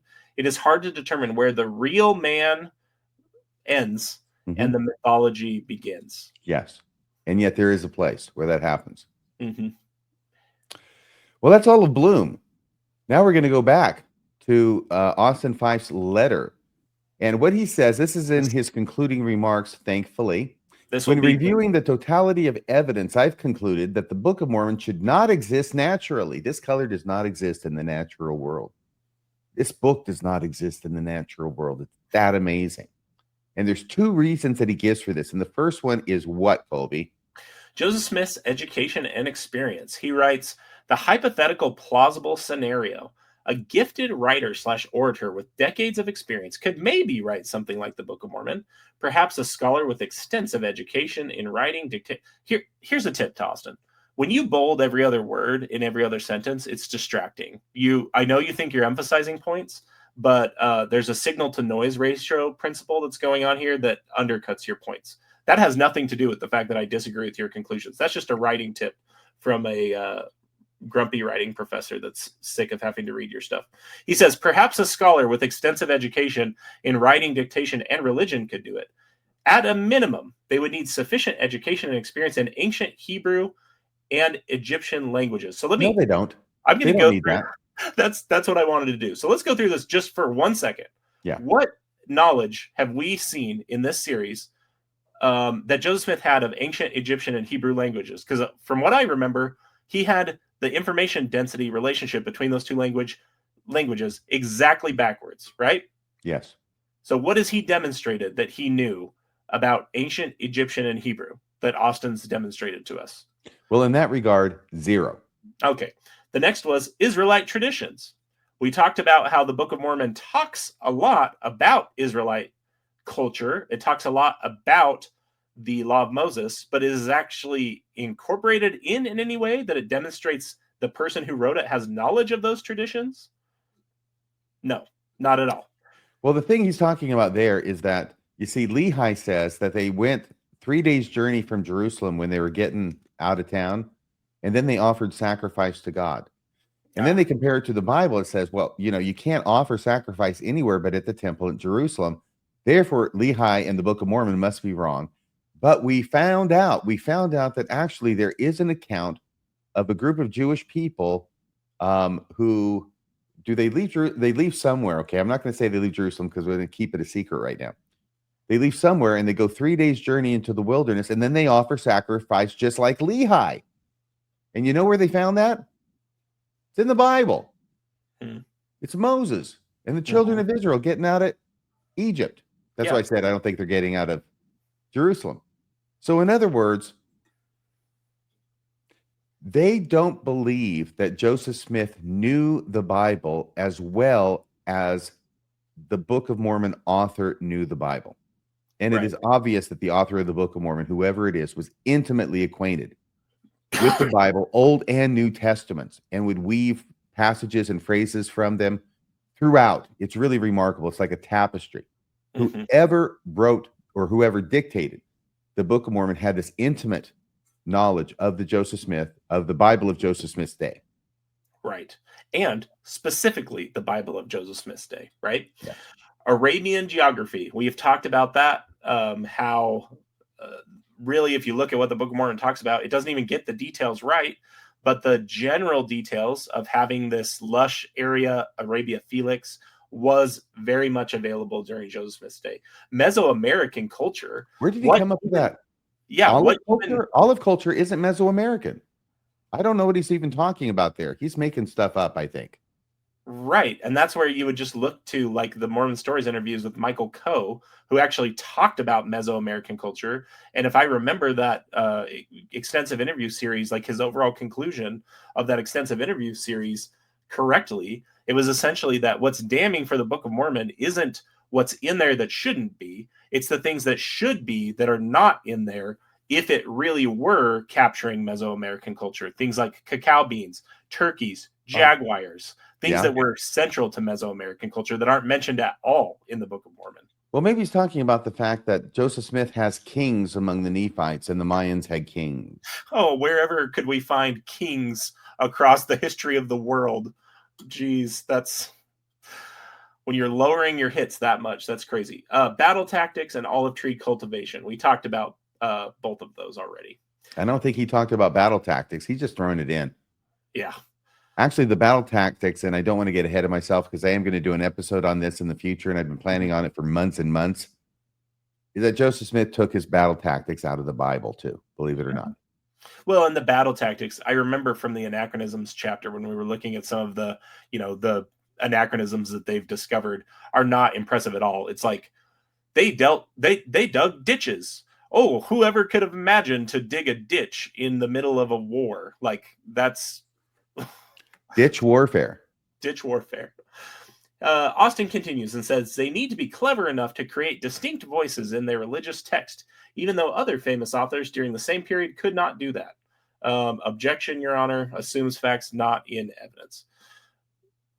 I mean, very good. Sustained. I wasn't even paying attention. Like most judges that you've appeared in front of, they were doing something like playing Tetris. Yeah. On their phone, and you object and you intrude upon their reverie, and they flip a coin and they go sustained. When was Bram Stoker's Dracula written? Latter part of the 19th century, 1886, I'm guessing. Oh, I thought it was 1600s. Okay, never mind. No, I'm sure Dracula, that's maybe when he was born. I don't know. Okay. They would also need mounds of source material, including ancient maps beyond their ability to access. They would need to reference these various sources often. The hypothetical historical religious book would take years, countless drafts, and multiple editors. The reality: Joseph Smith was 23 years old when he translated the Book of Mormon in one draft in about 65 days. Despite the critics' attempts to explain how he did it, their models do not fit the facts. In addition to being young and inexperienced, Joseph was not inclined towards books. I don't even have to click on the link in that footnote to know that that comes from Lucy Mack. So again, notice the double standard that Austin's engaged in, that he's sitting there saying, how in the world did Joseph do this? He would have had to know all these things. He would have needed all the source material. Well, not according to his mom, which you've incorporated into this very concluding thought that you have. That's so funny. And did not have much experience in writing. Again, we've talked about how that is just a lie. We have no documented public sermons he gave before 1829. I'm not sure why that is significant. And contemporary critics in his day labeled Joseph as an ignoramus. Wow. Any thoughts on that entire wrap up there? No, but apparently you and I are bound by whatever any critic of the Book of Mormon has ever said about it, ever. Apparently. And what's his second reason? Where are we? Oh, we're there. Okay. I apologize for looking at my phone earlier. I don't do that typically. I notice Rebecca Biblioteca seems to do it all the time. I try not to do it because I think it's unprofessional to be on your phone. I hope she made it this far so she could appreciate that. If not, I'll clip it and send it to her directly. But we're actually working on the thumbnail for this show, which is supposed to go up tonight. So it's a little bit time sensitive. I apologize. This again, right? Because we went back, we went over all of his stuff that he's talking about, how wonderful and amazing the Book of Mormon is. Well, we've already debunked all of that. Here's number 2. Remember, there's only 2 of these. The first is that Joseph Smith was, what was it, that he was so ignorant? Mm-hmm. Joseph Smith's education and experience. By the way, it occurred to me, so I was getting ready to run down here to record this. You know, magic tricks always focus on ignorance. Not always. But here's the thing. They're built into a magic trick, and for a good reason. And everybody's heard this, but I only made the connection this morning. Went to Vegas, saw all these magic shows. In every single magic show, I believe, at least at one point, the magician calls a spectator or spectators up from the audience to do some kind of trick. You know what the first thing they always ask them is, Kolby? Have we ever met before? Right. We've never met before, have we? This is important, right? We know it's important. Why? Because it makes the trick look more amazing. So what we have to do is we have to, as a magician, or to make the trick look more amazing, we dumb down the knowledge of the person who's participating. We've never met before, have we? Right. No, we wouldn't have a chance to figure anything out beforehand. And so, they do that with every prop, right? Like when they show you the top hat that they're going to pull a rabbit out of, they make a point of saying, like, they always are understating to create the miraculous or the impression of magic. This is a normal top hat. This is a normal silver coin. Yeah, This is only a bad normal. magicians do that. It's generally considered, and there's a lot of them out there, it's generally considered to be a bad ploy to say this is a normal top hat. And the reason why is because you've immediately planted the idea in their mind that it might not be normal. Right. So psychologically speaking, it's usually considered to be better practice, especially when you're working with something that's not normal and that is gimmicked, not to point out the fact that it's normal and not gimmicked, because then people will think it is. In other words, they'll be on to how you really do it. Just say, here's a coin. And here's what you do. You just have people examine it, have them hand it back to you, and you switch it out for the gimmicked one, and you're ready to go. I actually just did the motion there, but you couldn't see it. So, but yes. The second thing is that Joseph Smith's education and experience, and that was the first thing. Second thing was widely believed information and limited available resources in 1829. These are the two reasons that Austin is giving for why it is that the Book of Mormon should not exist in the natural world, and it must have come unnaturally from God. You want to start with that? Yeah, I'll read that. The Book of Mormon defies beliefs held in Joseph Smith's day. Let's stop right there, okay? That's total bullshit. You're saying the Book of Mormon defies beliefs held in Joseph Smith's day. Are you nuts? It's exactly along the line of what the beliefs were in Joseph Smith's day, including the mound builder myth, which has the Lamanites, the Native Americans who exist, that there used to be two nations. One of them was light-skinned, and the other one was the ancestors of the Native Americans. And the light-skinned one were more sophisticated and more civilized. And then there was a massive battle between the two, and the dark-skinned people destroyed the white-skinned people, which is why they're not here anymore. That sounds a lot like the Book of Mormon. And that's why I have to laugh when Austin says the Book of Mormon defies beliefs held in Joseph Smith's day. It embraced, it portrayed, it enacted the beliefs in Joseph Smith's day. And also the race of giants that preceded even these, whom he appears to have as the Jaredites. They were also believed in by the Americans, and also up to and including Abraham Lincoln believed in these myths of ancient prehistoric giants in the Americas. And I showed that on an earlier episode. Well, but the thing is that he's stating exactly the opposite of what is true about the Book of Mormon. Right. And I was gonna join you in saying that, and also say the prime character that blows a hole in this, that demonstrates what Austin's saying is wrong, is Sidney Rigdon.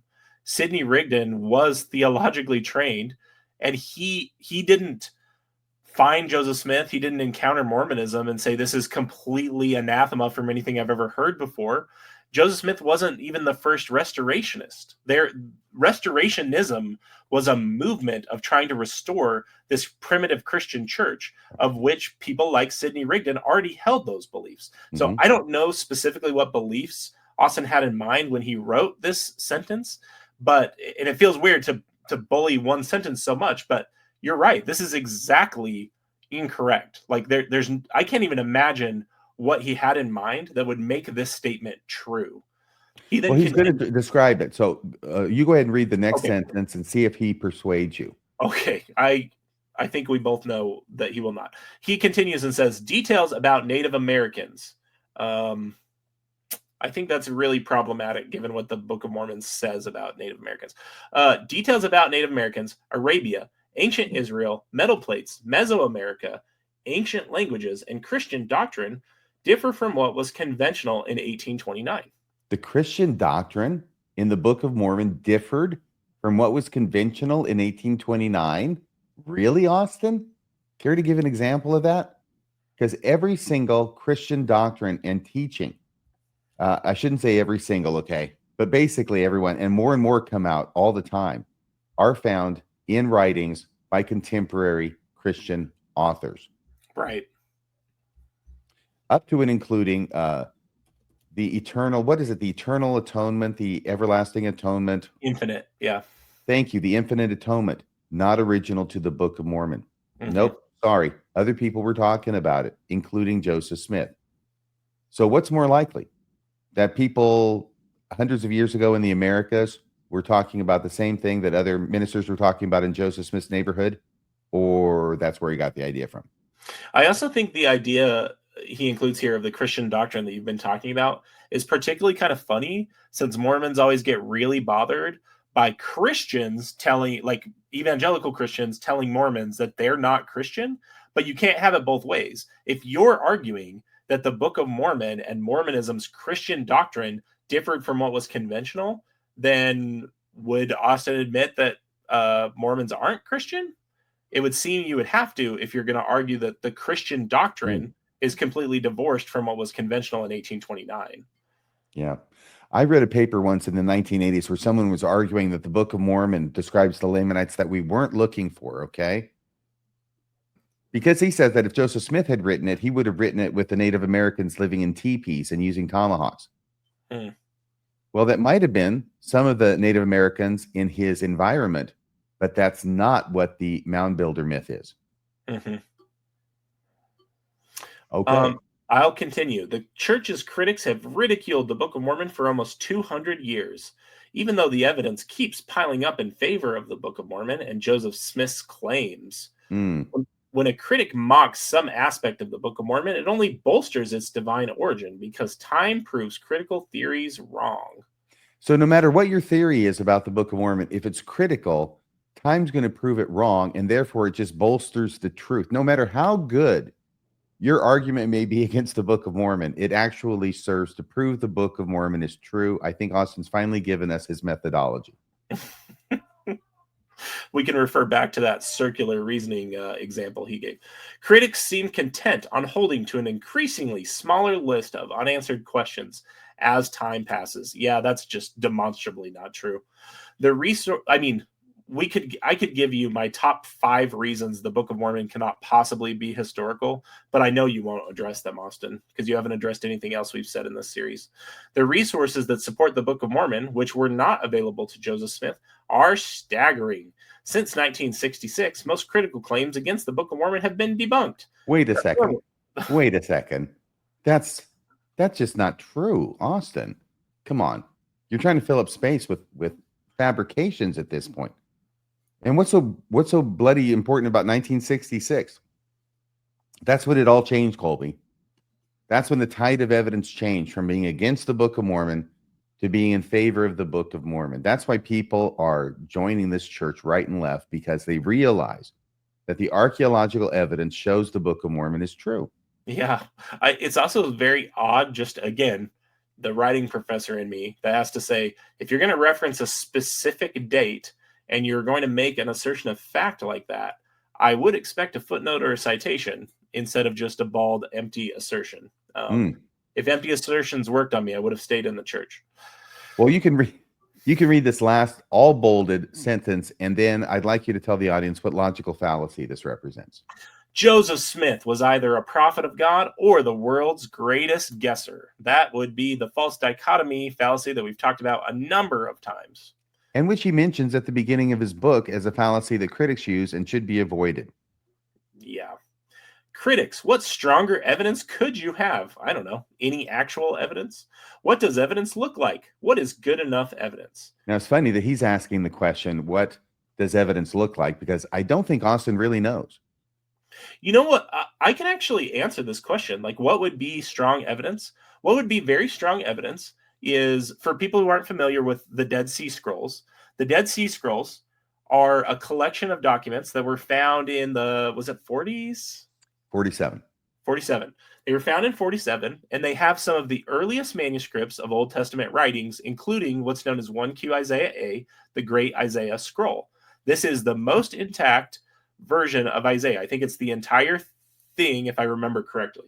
Yeah. What would be really impressive evidence for the Book of Mormon is in places where the Book of Mormon quotes from Isaiah, if there were correlations between this early manuscript, this Great Isaiah Scroll, and the Book of Mormon's capture of Isaiah. And the reason that would be significant is because Nephi is supposedly recording what's recorded in the basically contemporaneous versions of Isaiah from the brass plates. That's what we would expect if the Book of Mormon was what it purports to be. But I've looked at Tom Wayman's research on this exact issue. There is not a single time where the Dead Sea Scrolls or later manuscripts have vindicated Joseph Smith's modifications or changes to Old Testament materials that are incorporated into the Book of Mormon. So that's a real clear answer for you, Austin, because I actually think about whether the things I want to believe are falsifiable. And that's a way I could falsify my theory of where the Book of Mormon came from, and the evidence shows that it's not true,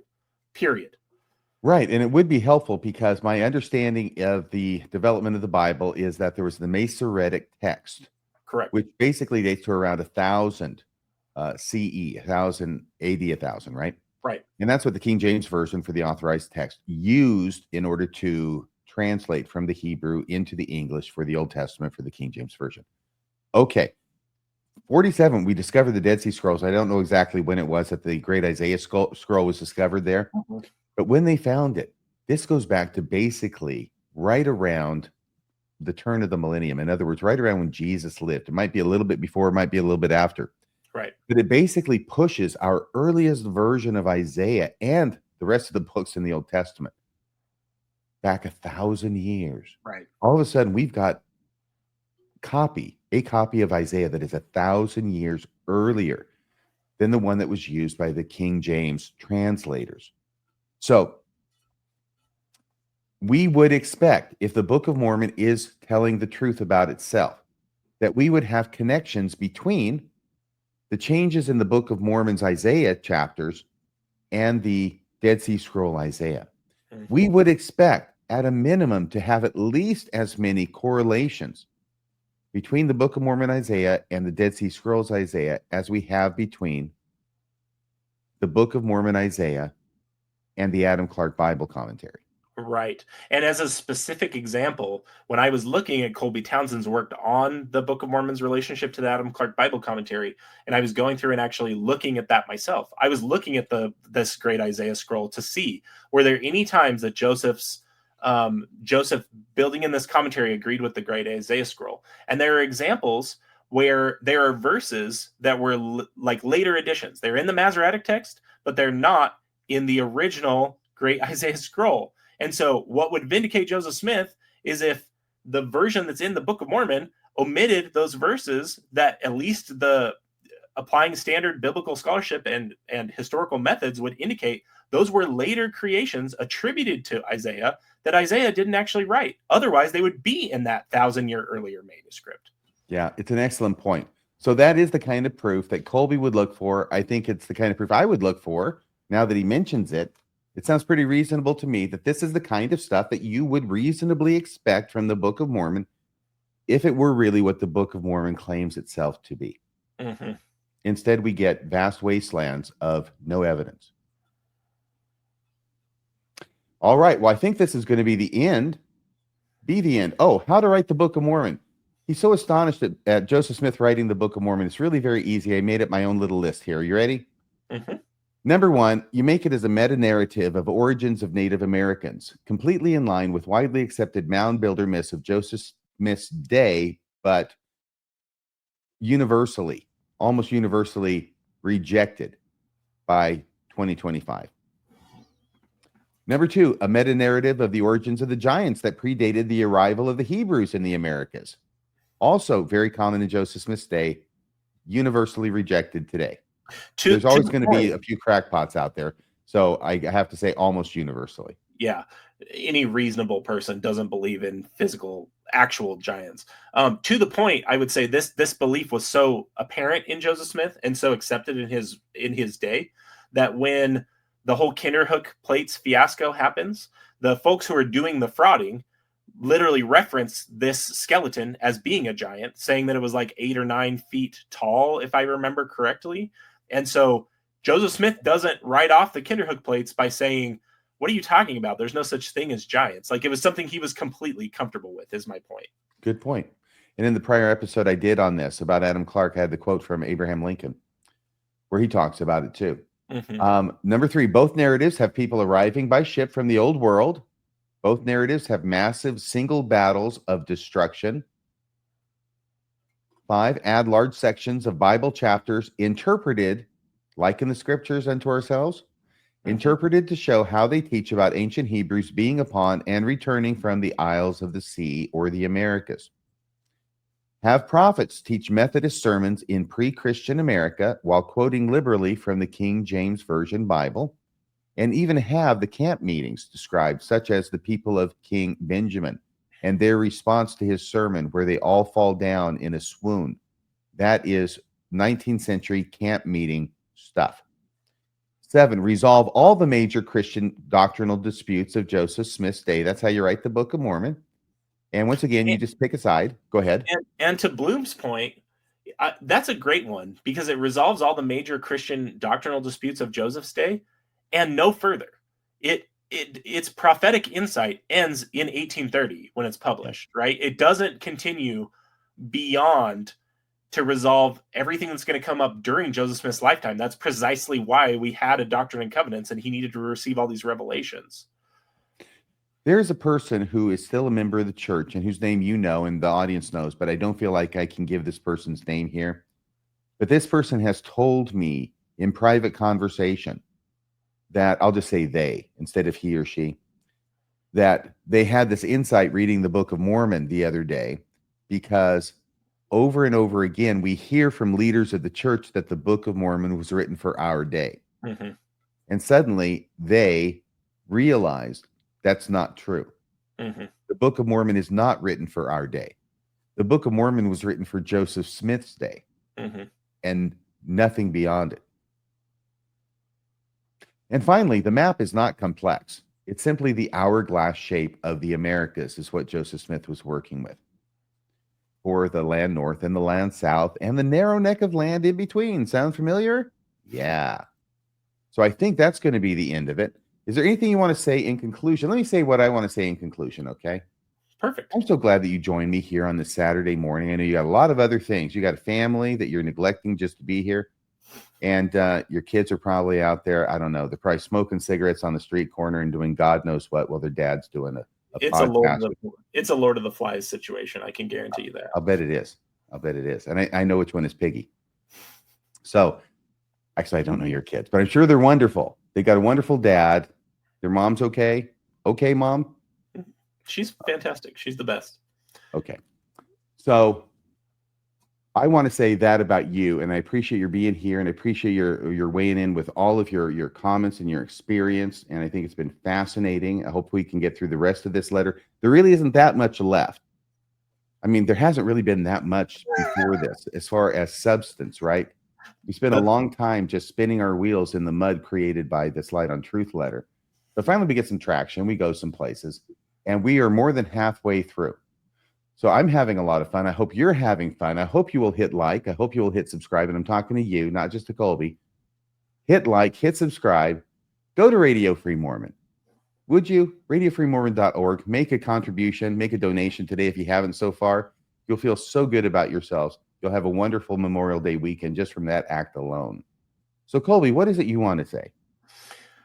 No, thank you again for the invitation to consider or to continue doing this series. It has been a lot of fun.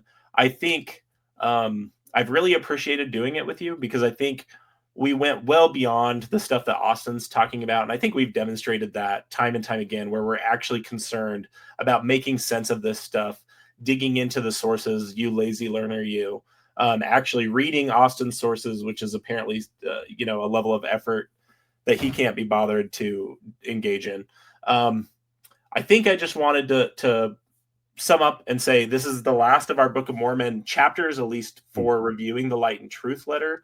But I think some of the research we've pulled together as we've gone through this has been really cool to see all built out and to work on with you. I think we'll talk about the Book of Mormon a little bit more, maybe in connection with different podcasts, but I think the Book of Mormon is really interesting when you start looking at it with this historical lens. And the more you understand about Joseph Smith's life, the more you understand about the milieu that he was living in, it becomes a lot more interesting and a lot more easy to understand. The last thing I'll say is in 1831, there was a conference of the church, and Joseph Smith was asked and encouraged by Hiram to explain to the members of the church where the Book of Mormon came from. And I think the quote says something like, relate to the people how it was translated and how it came to be. And Joseph Smith basically dodges the question, saying that he has nothing more to say concerning the matter, if I remember the quote correctly. And it was I think not meant for people to know the details of the coming forth of the Book of Mormon. Thanks for putting me on the spot, Hiram. Yeah. Shut your mouth, Hiram.